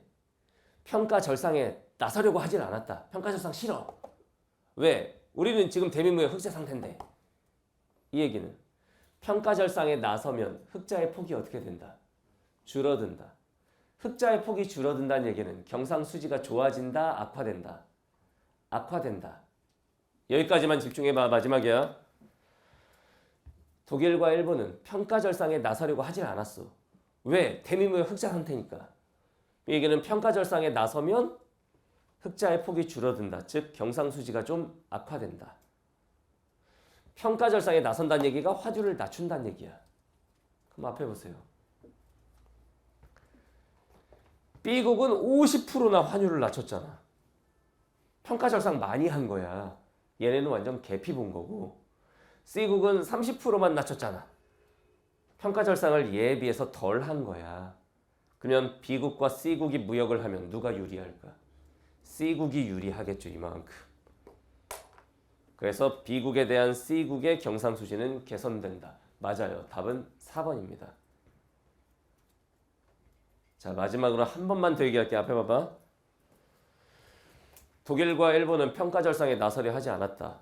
왜냐? 대미무역 대규모 흑자 상태였으니까. 이 얘기는 평가절상에 나서면 흑자의 폭은 줄어들 거라고 예상할 수 있어. 평가절상에 나서면 흑자 폭이 줄어들 것이다. 즉 흑자의 폭이 줄어든다는 게 흑자적자 경상수지잖아. 경상수지가 악화된다. 여기까지 이해됐지? 근데 평가절상이 결국 뭐하고 똑같은 말이었냐면 지문에서 알 수 있었어. 평가절상을 한다는 건 환율을 낮춘다는 거야.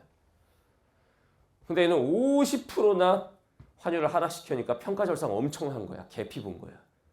얘는 30%만 했으니까 평가절상을 하긴 했지만 얘에 비해서는 좀 덜 한 거야. 그렇다면 이 두 국가가 무역을 하면 C국이 유리하게 되어 있다. 그래서 답이 4번이다. 지문에 나온 이 말을 통해서 국어적인 논리로만 설명한 거예요. 선생님이 자신 있게 말할게요. 모든 사이트 해설 강의 다 찾아봐. 이렇게 설명하는 선생님이 있나? 국어시험이라면 지문에 나타난 논리만 활용해서 문제를 풀 수 있어야 그게 국어시험이에요. 우리가 환율과 수출입의 관계, 평가절상과 평가자락까지 배경지식으로 안고 풀어야만 한다면 그건 잘못된 문제가 되겠죠. 그렇지는 않다라는 거야. 이때 선생님 제자들 시험 엄청 잘 봤어요. 1컷이 84였는데. 선생님 인스타 들어가 봐. 선생님 인스타그램 팔로우 좀 해. 팔로우 했죠. 인스타그램 들어가 보면 사진도 있고 영상도 있는데 영상 하나 눌러봐봐. 선생님이 파란 옷 입고 있는 영상이 있거든. 그때가 요 2022 수능시험 때야. 수능시험 직전에. 그 영상 보면 선생님이 뭐라고 그러냐면은 수능시험 전인데 올해 사회지문은 경제지문이 출제될 가능성이 그 어느 때보다 높다. 올해 경제지문이 출제가 되면 환율이 나온다. 이 얘기를 해요. 그리고 선생님 파이널 모의고사 3회 파이널 모의고사 3회 4회까지 있었거든. 파이널이면 수능 보기 직전이잖아. 파이널 모의고사 3회에 실려있던 지문이 뭐냐. 브레턴 우즈 경제체제의 붕괴. 이 지문이 실려 있었어. 선생님 제자들이 그거 딱 풀고 2주 후에 수능 보러 갔죠. 딱 보고 신영균 돌았네 이거. 수능 문제 빼냈나 얘? 이런 생각이 들고 빼내긴 뭘 빼내. 그 당시 EBS 연계 지문이었던 거지 이게. 근데 유독 비슷했던 거지 선생님 그 수업 내용이. 파이널 모의에 실려 있던 게. 그러면 내 수업을 듣는 애들은 4번을 그 파이널 모의에서 풀었기 때문에 맞춘 것인가? 뭐 그럴 수도 있지만 그건 아니야. 내가 분명히 우리가 파이널 때 약속을 했었거든. 아무리 고난도 문제라 해도 지문 또는 보기 박스를 통해 선택지 한두 개는 날아가게 돼 있다. 지금 1번과 5번처럼.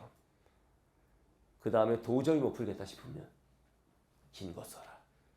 선생님 제자들 전부 다 4번을 1번 날리고 5번 날리고 보기 박스 자체로 날아가는 거지. 좀 더 똑똑했던 애들은 2번까지 날리고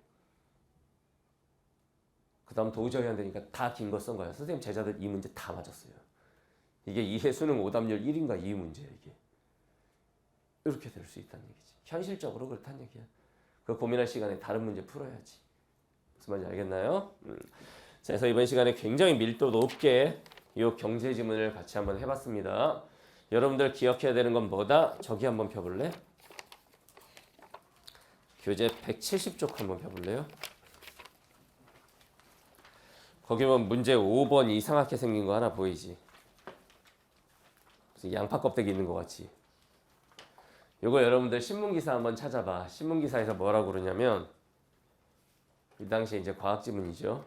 이 당시 신문기사 찾아보면 이거는 이과에서 물리학 선택자들에게 유리하게 출제된 문제다. 지문에 나온 내용으로는 이거 풀기 힘들다. 그래갖고 이때도 아주 난리가 났었어요. 그래서 선생님은 지문에 나온 내용만을 가지고 이 문제를 풀어냅니다. 평가원 출제 교수님들이 국어 출제 교수님들이 바보가 아니에요. 뭐 물리학의 만유인력의 법칙을 알아야 그 문제를 풀 수 있다. 그런 게 어딨냐 세상에. 그러면 과학 문제지. 여러분들이 국어 실력을 향상시키기 위해서는 반드시 지문에 나타난 내용만을 가지고 문제에 접근하는 그런 공부를 하셔야 돼요. 그런 애들은 아무리 난이도가 높아도 1등급 받게 될 거예요. 알겠나요? 자, 뒤에 이제 법지문, 경제지문 이런 게 좀 더 있는데 지금 한 것들보다 훨씬 쉬운 지문들입니다. 112쪽까지는 숙제로 스스로 하도록 하세요. 알겠죠? 다음 시간에는 소설 지문. 다음 시간에 수업이 좀 재밌고 좀 가벼울 거예요. 오늘 수업이 좀 밀도 있고 무거웠던 거고. 다음 시간에는 소설 지문 독해하는 방법 배우도록 하겠습니다. 복습 반드시 하시고 다음 시간에 봅시다.